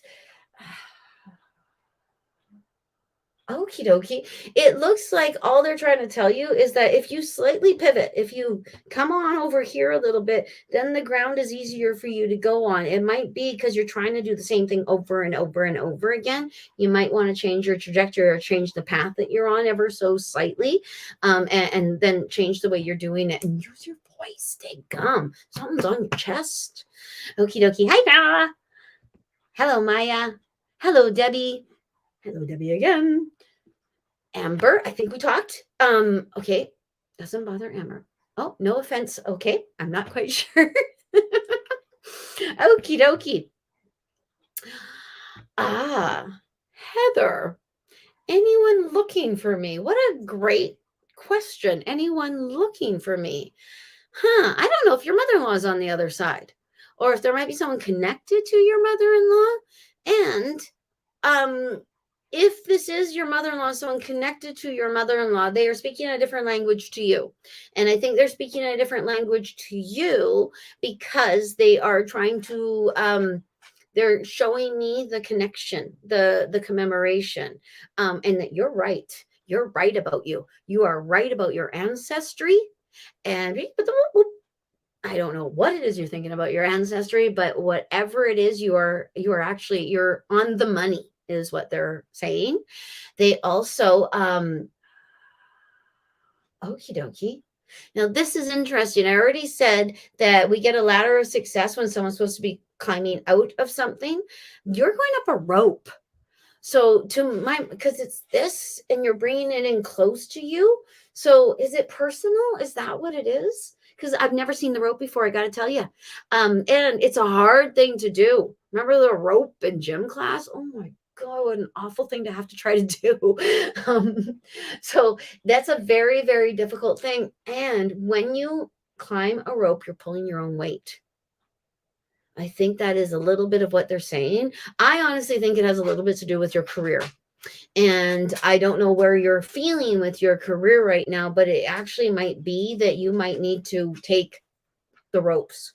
You might need to, because this is what people on the other side show me when they're showing me somebody new just came over to the other side. I am showing them the ropes. That's what they'll show. It's a theater term. It's trying to show people how things work. So when they show you climbing up the rope, it's a similar sort of movement, but I see one single rope that you are going up. And I actually think it has a little bit to do with your work. And I think it has to do with you. It'll be hard for you to actually move yourself to the very top of your ladder. It might even be going out on your own in some sort of way. Not quite sure, but it will be you pulling your own weight, and it'll be a bit of a struggle, but it is worth it because all of you gets to the top and rings the bell. I really hope that makes sense because it's super metaphoric. Also, your kids are fine. Don't worry about them so much, especially the youngest one, apparently. Okie dokie. Debbie would like to hear from loved ones on the other side. And they would like to hear from you. That is actually what I just heard. They would like to hear from you. And I think that is meaning that radio silence, actually. You got to give to get. That's actually what I'm hearing as well. It's interesting. I actually think your loved ones on the other side want you to maybe pay a little more homage to them as being people who are actually giving you advice and leaving you dimes and other sorts of signs. I think you have a bluebirdy sort of thing. And that doesn't absolutely have to mean the blue bird, because I know there's a bird called a blue bird, but they always show blue birds when they use birds. But I tell you, I've seen my spirit guides use owls and my father uses eagles. So I don't know if I could attach too much to the blue bird. They also, are your feet itchy? Are they actually physically itchy, or do you actually need to maybe move or do something more with what you're doing? I actually think it's doing something more with what you're doing. And I actually think it's your spirituality, to be honest. Isn't that crazy? Yeah. I actually think you might want to step it up a little bit and do some inner work, because I think your people on the other side are talking to you and they're telling me that. And I'm not going to say annoyed with you, but kind of, only because it's kind of like when you text somebody you love over and over again and they do not text back, and you know full well they could text back quickly, but I know they're busy, but they could just say, oh, yeah, I got your text, it's all good. That's annoying. And I think that is actually what's going on with the people on the other side. I think that they've been hello, and you're like, that's nice, but no, thank you very much. That must have been really difficult for you. Give me more. Things like that. That's actually, or you're maybe not acknowledging it at all. But yeah. And I don't know if it's your mother or your grandmother. It's a lady. You don't want to mess with the ladies. And considering it's like mom day here, then maybe it is your mom. Okie dokie. Okie dokie. Jerry says, my dead guys. Okie dokie. I like that. Thank you, Jerry. I did not know that people were upset with me using the term the dead until I found out people were not happy about that. Okie dokie. Now it is 5 o'clock. So I am going to go through a few more and hopefully I can get to everyone that has asked a question at least once. I really, really, really, really hope. Okie dokie. Okie dokie. So I'm trying to find. I see one name, Caitlin, that I have not seen yet or answered to yet, but all you have is a word. It's neat because it kind of reminds me of my name. one name. Okie dokie. Okie dokie. I can immediately answer that one, Stephanie, that yes, they are. Yeah, absolutely. And I don't know if there's three or two. And you can feel them too. I don't know if they have names. Name them, please, is actually kind of what I've heard. Also, too, interesting, but I don't know if they want to serve as guides. Now, if these are actual infants that did not actually breathe the air here and they stayed in spirit the entire time, never actually came out, then yeah, I would say that you could probably see them as in guidance somewhat. But if there are people who lived here who want to serve as guides, I can't imagine that it's actually the case, to be honest with you, because spirit guides wouldn't allow it. But considering you use the term baby, it makes me hearken to a younger person, almost even fur babies, to be perfectly honest with you. So guidance can be felt by them, because even when I say that, my grandmother I use for guidance. I get my father to help me out all the time. Once my aunt has had more time, I will be using her because I won't have a choice. I know it. So yeah, I could see that happening for you. And they are around you all the time, especially when you believe them to be, because it almost looks like a hug all around your body like this. It's quite lovely. So I hope that helps. Okie dokie. Okie dokie. Bonnie Rollinson. There you are again. Okie dokie. Now I wonder, actually. Let's do that. Okay, Bonnie.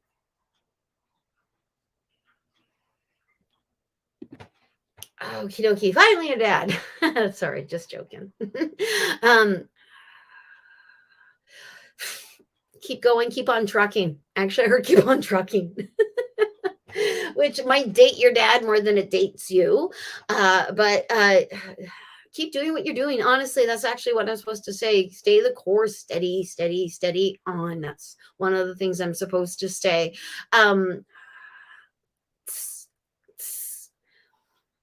That when he does this, my thinking is what he's trying to say is the little things like, "Woo, I did that. Woo, I did that. Ooh, I did that. Ooh, good for me. Good for me." I actually think that's what he's doing. Accolade. He actually even says accolade. That's a word I use a lot. I'm not sure if it's a word you use a lot, but it's a word I use a lot. So I understand why he's choosing that word. Give yourself accolade. Let yourself know that you've done well. Okie dokie. Okie dokie. Okie dokie. I'm actually going to take that one down, Melissa. And I'm just going to answer you, Melissa. Melissa, actually, it's okay. It's okay. I actually hear time to move on. I don't know how long ago you did lose him, but I do hear time to move on. I don't know if he's saying that it is time for you to move on, or there is time you can move on, or because it could be actually interpreted in both those ways. I actually think he is a depression in your bed. Like you can actually feel him sometimes get into your bed. I think you can smell him. I think sometimes actually you could either think you hear him across the room, or you think you have a blow on the back of your neck or something like that. There's something that happens here. He loves you.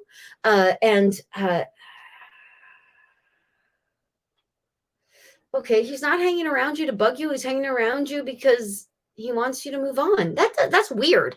It's weird how it pops out of my face like that.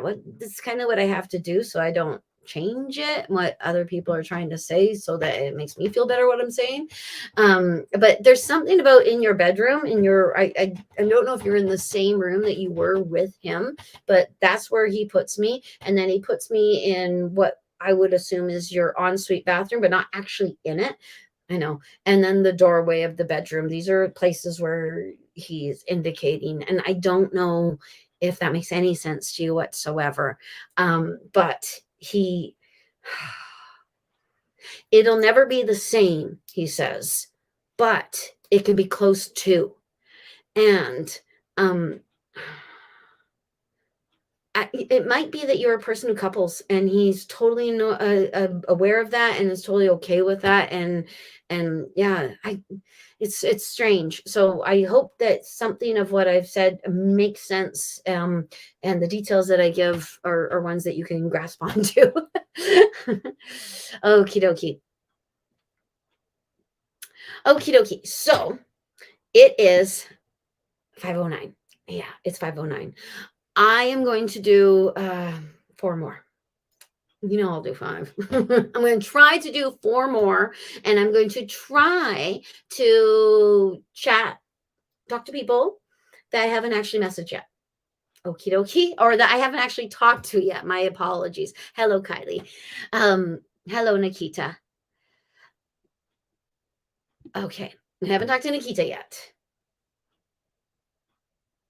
Okie dokie. Now, Nikita would like to know any messages from her loved one in spirit. Turn the page. They're showing you turning a page. You might be kind of stuck where you are. You don't always tell people what's going on with you. It's interesting. I don't know if you get circled in your mind with things like and that you actually might need to get it out so that you can move forward with the next thing. Makes a little bit of sense to me, actually, emotionally at least. Yeah, I actually think you need to express you. Actually, that's what they say. And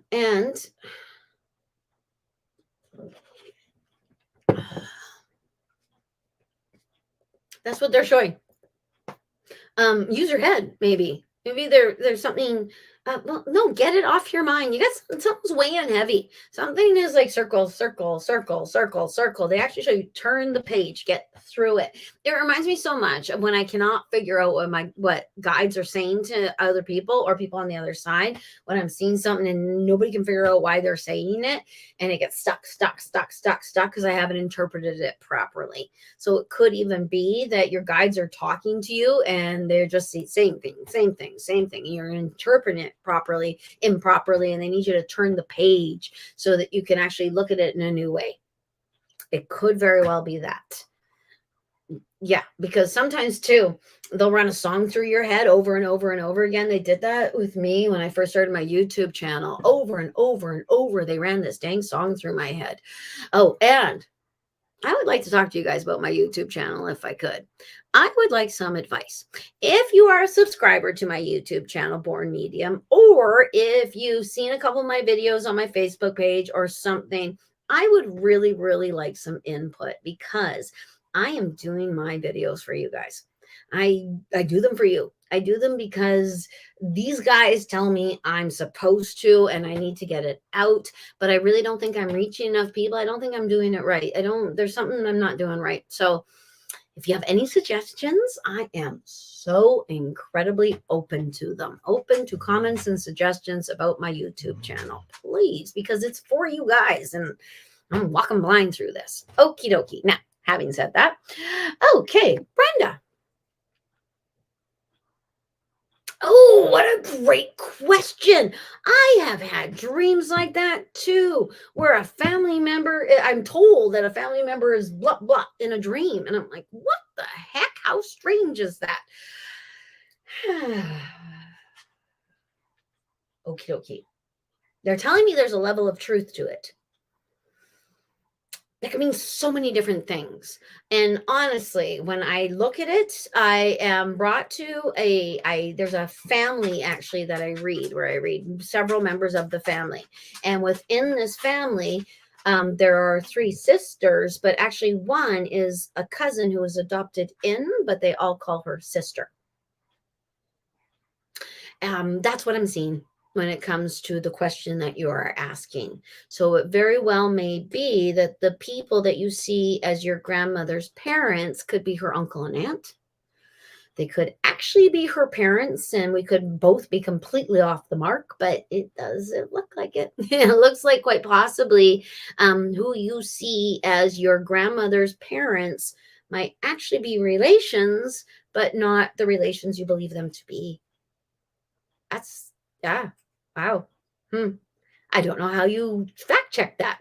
Well, I guess you got to go, yeah, because they might all be dead by now. And honestly, that's what I heard in my head. Um,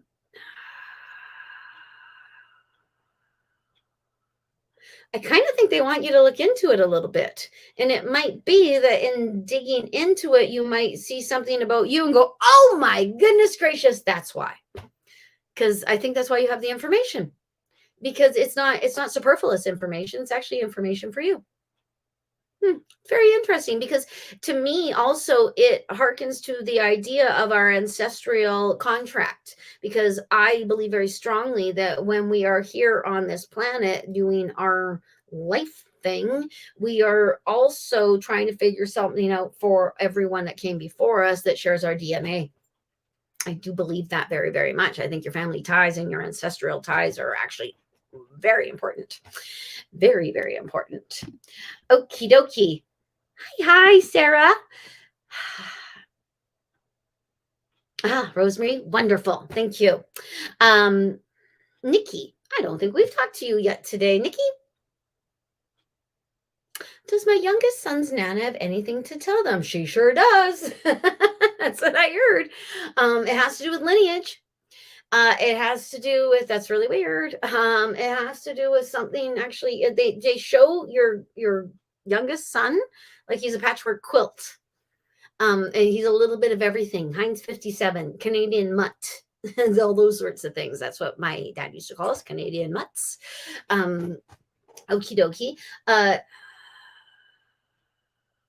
He needs to pull up his socks, because actually there's something he can do. It's part of his genetic makeup, the thing he can do.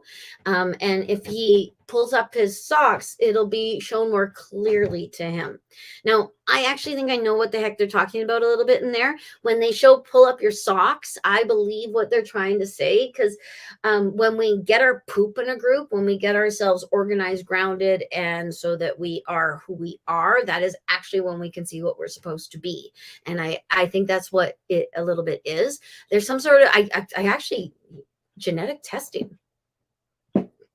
I don't know what that means. I honestly think she's pointing towards a cultural thing, to be perfectly honest with you, that actually moves in with the youngest in some sort of way. But I can't, I would, and if I were to look at it in a cultural sort of way, I actually hear the Doukhobors, which is a Ukrainian group. So, and a persecuted group as well.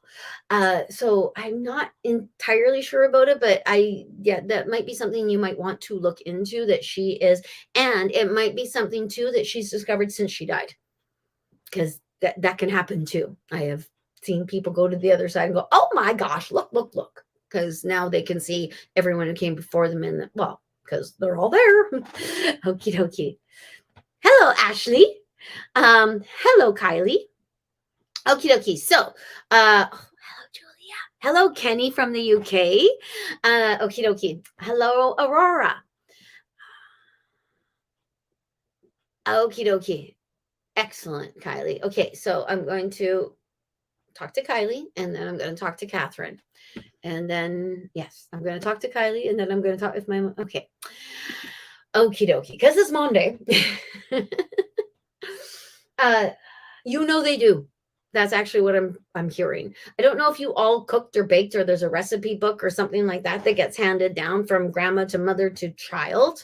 I actually, again, I want to say you can smell them, but I don't. I actually think it comes around here, like it's the sort of like when it almost feels like there's something being shot into your head a little bit. It's like kind of feeling.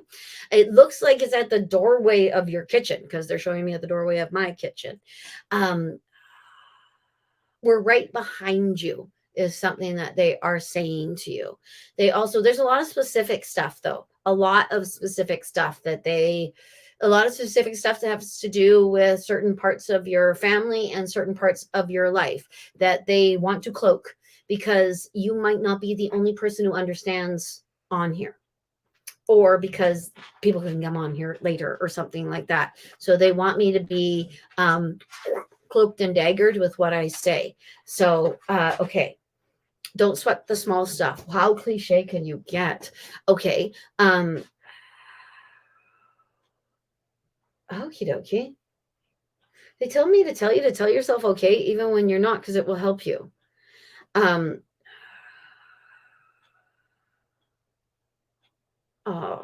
they say they have each other and you just have you. I hope that's not true. I really do. And I don't think, and maybe within this, maybe it feels like that, but I don't think that's entirely, you don't just have you. And I probably shouldn't have said it like that. But I think you might feel this way. You might feel like they're together and you're there because they're kind of intimating that to me. But nothing could be further from the truth.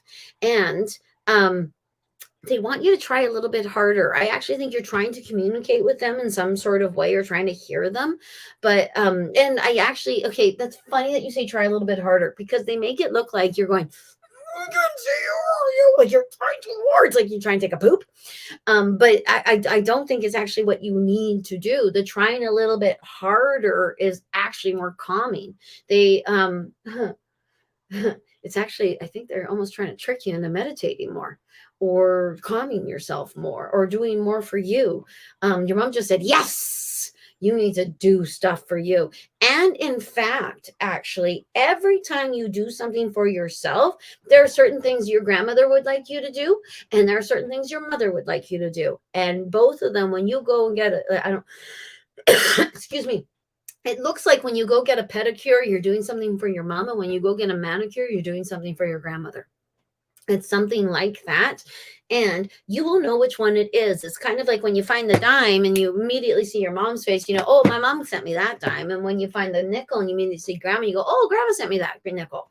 So it'll be like that. And they want you to dig through. Oh, gosh, dig through. I don't even know what that really even means. We love you and you do hear us. Don't let anybody tell you different. Because I actually think you ask people, did you hear that too? You're not getting confirmation. There's something like that. Okay. I hope that makes sense. Okie dokie. All right. Yay. Okay. Catherine, your mom says, good job. I think you're spreading the light. I think that you are, I don't know if she was a spreader of light, but she says you've picked up on where she's left off. She actually shows you picking up a football and running with it. Always with the footballs for me. I used to play football. I was quite a quarterback. Anyway, I don't know if that makes, are your hips hurting, Catherine? Are you sore in this area? Your mom is showing it as though you are. She actually even shows the genetics. Something actually, okay, that's interesting. Not sure about your spine or about possibly, I don't know if you have something, but she makes it look like it's genetic. And she's showing me a woman I know who her and her sister's spine both went like this, so they would both have to rock their bodies to feel comfortable when they were standing for a long period of time. So there's something like that with you. I don't think that you get uncomfortable. I actually think it moves down into the groin a little bit, and that's what your mom is showing. Now, she could, though, be indicating your root chakra and your sacral chakra, because your root chakra is your ancestral chakra and your root to who you are and who all came before you, DNA. And your sacral chakra is your family chakra, your sexual chakra, and your creative chakra. So family here, shush with the sexual. Your mom. What is this? What is she doing? Uh, Okie dokie. I actually think she wants to give stuff to you. She wants to be allowed to give things to you. Allow her to give things to you. This is really strange, but I kind of think it's in the form of little gifts. That's what she calls it, the form of little gifts. And I think that has to do with little moments in your life. Like we can, oh gosh, I'm having a really hard time thinking of an example of a little gift in our life. Okay, as simple as when I sit outside and a butterfly comes around or a hummingbird and I get to watch them do what they do. To me, that is a little gift. Or when a dragonfly lands on you, that is a little gift. Your mom wants you to recognize the little gifts she gives to you because they're hard. Sorry. Just kind of happens. I apologize. Okie dokie. Oh, okie dokie. She doesn't want you to feel left out. Butterfly kisses. That was cute. Hello, April. Hello, Maya. Yes, I would do that. Maya, does my daughter watch over me and her daughter? Okay, honestly, April, please excuse this answer. What do you think? That's actually the answer I got immediately, which would make me think that that might be what your daughter would say to you immediately. Of course I do. I can't leave it all up to you. That's what she says. And you need me too. That's what she says. She's sorry. However she crossed, she is not happy about the way she crossed, and she's sorry she died the way she did. She feels that it was a burden to you, and maybe she actually even shows herself hanging onto your ankle and you having to drag her if she's laying on the ground. That could very much be something she's feeling that you do not feel, but she's acknowledging it. She also she talks to her in her dreams. She is with your daughter an awful lot. Her daughter, my apologies. Is there a son? Why do I hear a son? There's an S-O-N, a son in some way, and I'm not quite sure what that is. Okie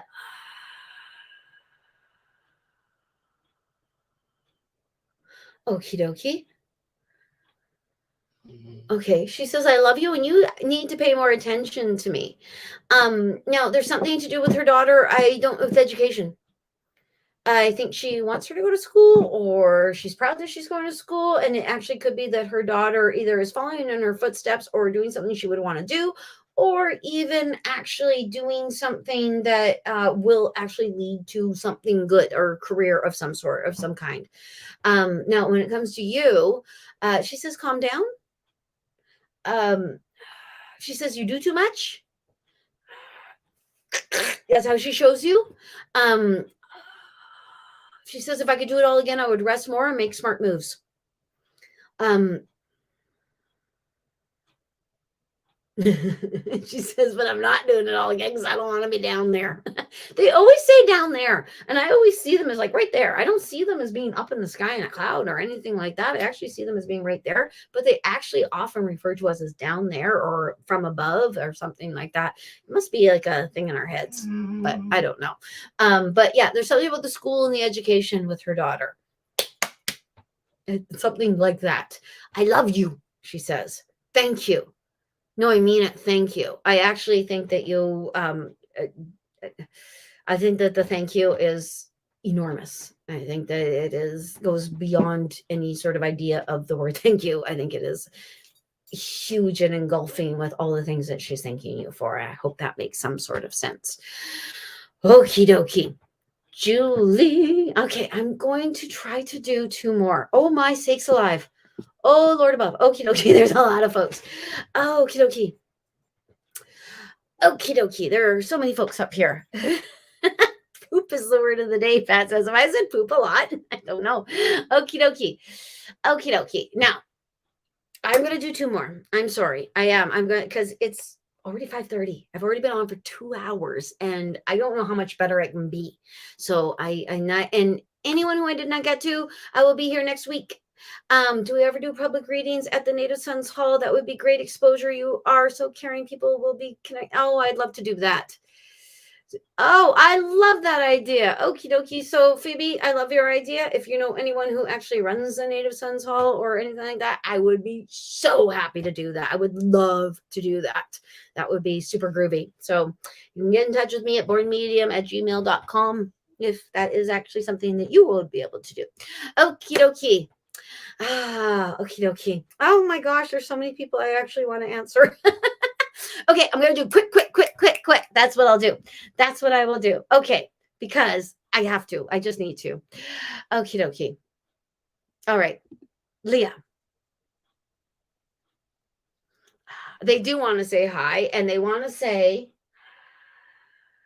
step it up a bit and go to the second one. I don't know what that means. Go to the second one. There might be this, and then there's that, and they want you to go to the second one. That might look a little bit harder and a little bit more difficult. Gosh, I hope that makes some sort of sense. That's super ambiguous.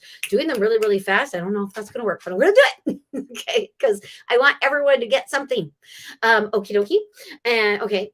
Hello, Rose. Leah, also, there's something like, I think you leave the past behind you. I think, Leah, leave the past behind you. The past is in the past because it's supposed to stay there. I'm glad you made it, Rose. Okay, Nancy. Nancy. The message for Nancy would be, there's something about your hands. It's just outside your fingertips. Reach a little bit more.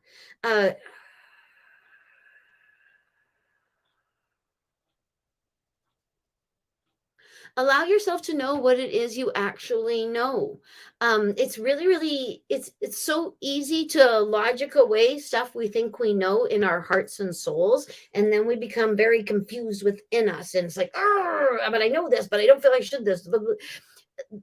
Whatever it is that you believe you know, allow yourself to move forward with it, because I'm not quite sure what it is, but the indicator you might be getting in your body may feel like you should hold back, but I actually think it's excitement for you. Golly, I hope that makes sense. Okay, that was strange. Okie dokie. Anna. This higher. Keep going higher. And Anna, I don't know if you're a ringleader, if you're starting something, maybe even a spiritual group or something like that, but it's a good idea. Actually, it might have something to do with home. And it might have something to do with away from home, something like that, which I don't completely and absolutely understand. It looks like it's a support group, but it's a support group where you are the facilitator rather than a member. And I actually think it comes naturally to you in some way, having to do with energy. Geez, that's weird. Okay, I hope that worked. I hope that makes some sort of sense. Rose. I'm all ears. No, you're not. You're all heart. That's actually what I hear. You're all heart chakra all the time. You're healing right now. Also, too, opportunities abound. That's actually what they say. Now, it's interesting too, because it would seem that when you look across the room, it looks like more of the same, more of the same, more of the same. So it doesn't look like there's the opportunities that we're talking about. But okie dokie, sets your sights higher. They actually show, okay, when you're looking here, it's more of the same. And then they show you going up a step ladder and you're in a higher space. Oh, okay. And you just got through some fog and now you can see things clearly. So it actually might be that something that you want or where you need to go is slightly masked because of what you're seeing directly in front of you. And I think actually that if you raise your vibration or raise what you're looking at a little bit higher, and it could even be, what you're rooting for, what you're moving towards. It could be that you think that you should be here, but actually you should be here. That you, because I think I kind of know the context only because I think I know you a little bit or something about you. So, okay, if I'm at all correct, if it actually has to do with auditioning, then you might be auditioning for the same part, same part, same part, same part, same part. Like when I used to audition, they always put me in the Pam Anderson sort of category, which did not work, right? Just because of the hair. Come on. Anywho, but it was a similar sort of thing. They like you're in this category and you actually might want to go to here. Like if you are looking at constantly auditioning for features, you might want to start auditioning for commercials or something like that. It's something where it's something different that you didn't realize that was actually, I don't know if commercials would be better than features. So it might be the other way around. Whatever it is, it's higher and it's better. And it's something more for you. It's kind of like, well, the difference would be acting in a role which is primarily speech, as opposed to acting in a role where you play a martial artist superhero kind of person. That I know that sounds weird, but that's actually the way I kind of see it. So hopefully that will make some sort of sense. Oh, thank you, Whitney. I hope you had a beautiful and sunny day too, because it was sunny here. I saw it from the window because I was doing readings all day. Okie dokie. Hello, Deb. Okie dokie. Okie dokie. Now, Mr. Crazy John presents my latest relative who passed recently got to his long lost relative on his side. Okie dokie. Yeah. Oh, okay. And I get it. And of course I did. Okay. Because they were right there waiting for me. Long lost was only in the lifetime. That's what I'm hearing. That what is lost is now found. And thank you for asking. And I don't know if the relative we're speaking of is actually your grandfather, or if actually your grandfather's moseying in on this communication. And I also, there's something about, he's proud of you. And I actually think you kind of follow in his footsteps a little bit. There's something that you're doing that, and it might be a communicative thing, something where you are communicating ideas to people. And I don't know if he was a professor or something like that, but it looks like he communicated ideas to people, helped to teach people about something in some sort of way. And he is proud of you. And it might actually also have something to do with his heart, to be honest, as well, because this is the indicator for a heart attack as well. You're not as dumb as you think you are. Sorry. That's what he said, not me. Okie dokie. Yeah. So pick yourself up, brush yourself off, and start all over again. On it, like that couldn't have been more cliche, but I understand like that. This is what he says to you and what they say to you, and just you wait. I actually think you've been very, very connected to a lot of your people on the other side, or their connection is very felt by you.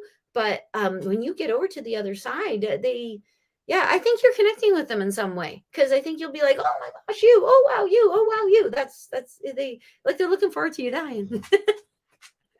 But not for a while, but it's up to you, whatever you want to do. Okie dokie. Groovy. Thank you, Kyla. Oh my gosh, Kylie has 10 grandkids. Yikes, I'm a boobers. I hope for that. Okie dokie. Okay, poop is the order of the day. Okie dokie. Jesse, if Johnny has any messages for me, please tell him I wish I had never let him leave that night. Our children miss him so bad. Oh, God, he misses you too. Okay, I'm going to take that one down just for your privacy, Jesse. Johnny is sorry he did what he did. And it had nothing to do with you. It had everything to do with him. In fact, all of it had everything to do with him. He calls himself a tortured soul. He had to leave. I don't know. I don't want to say he would hurt you if he did not. Okay, my Labrador can feel when I'm feeling emotions.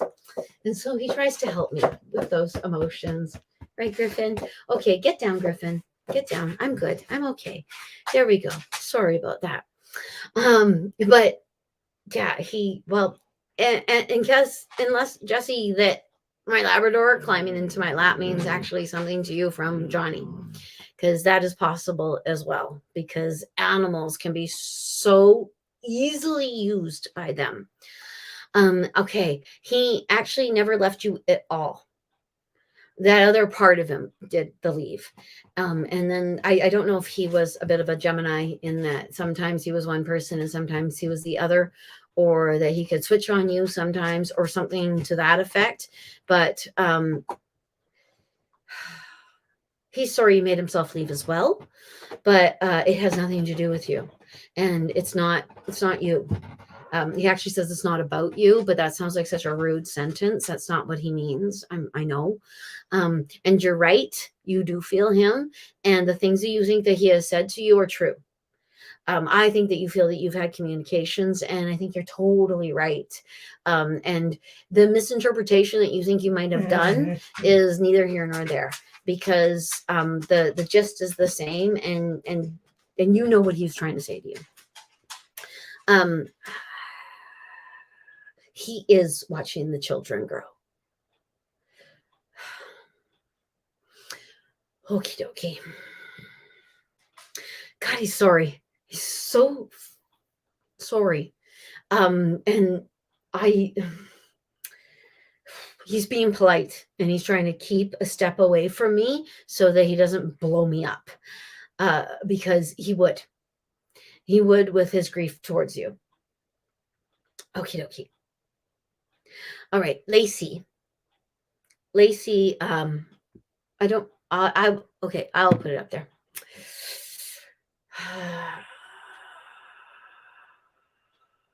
Okay, she's better now. She's much, much better now. She's no longer scared. She didn't really know. She kind of knew, but she didn't really know. But she was scared.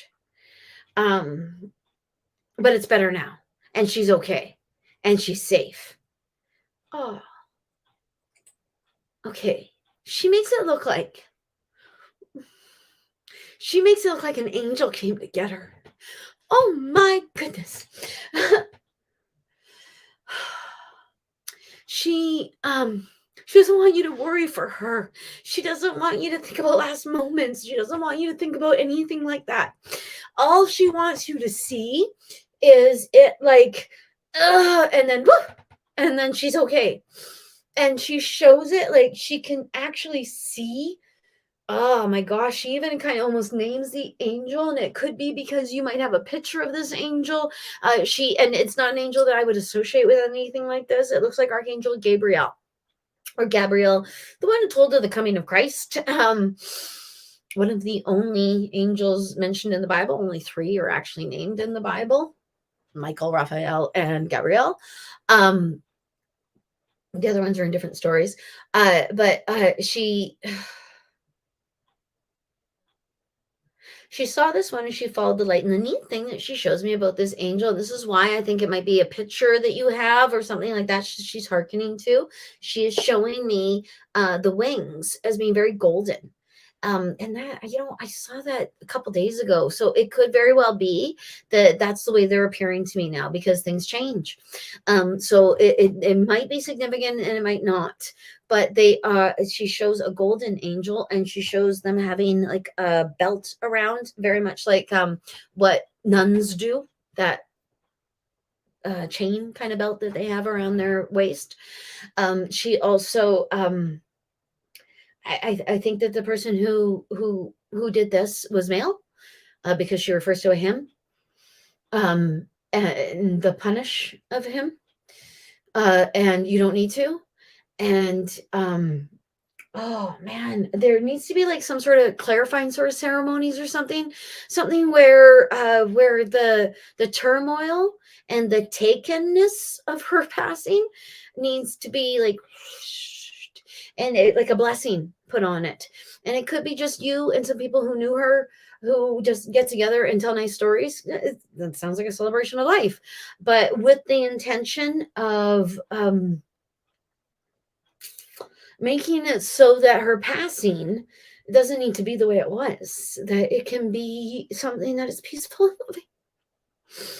Sorry.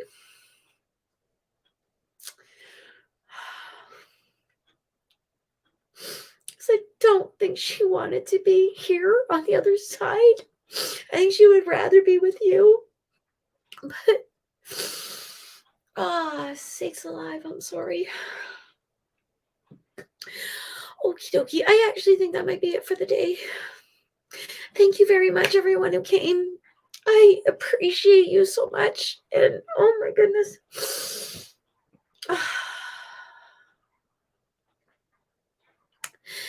Thank you, everyone. I hope if I did not get to give a message, I will be here again. This seems to be something that I am compelled to do almost weekly. I believe next week it will be Erin and I that are coming. We will let you know. And I'll let you know by Tuesday this time, not Friday. So I let you know way too late last time, this time for this one. So I will let you know by Tuesday who it's going to be, if it's going to be both of us, if it's just going to be Erin, or if it's just going to be me. I thank you all so very, very much for connecting and engaging with me today. I absolutely had a wonderful time. I know I don't look like I did, but I did. Oh, thank you so very much. I cherish you. Namaste.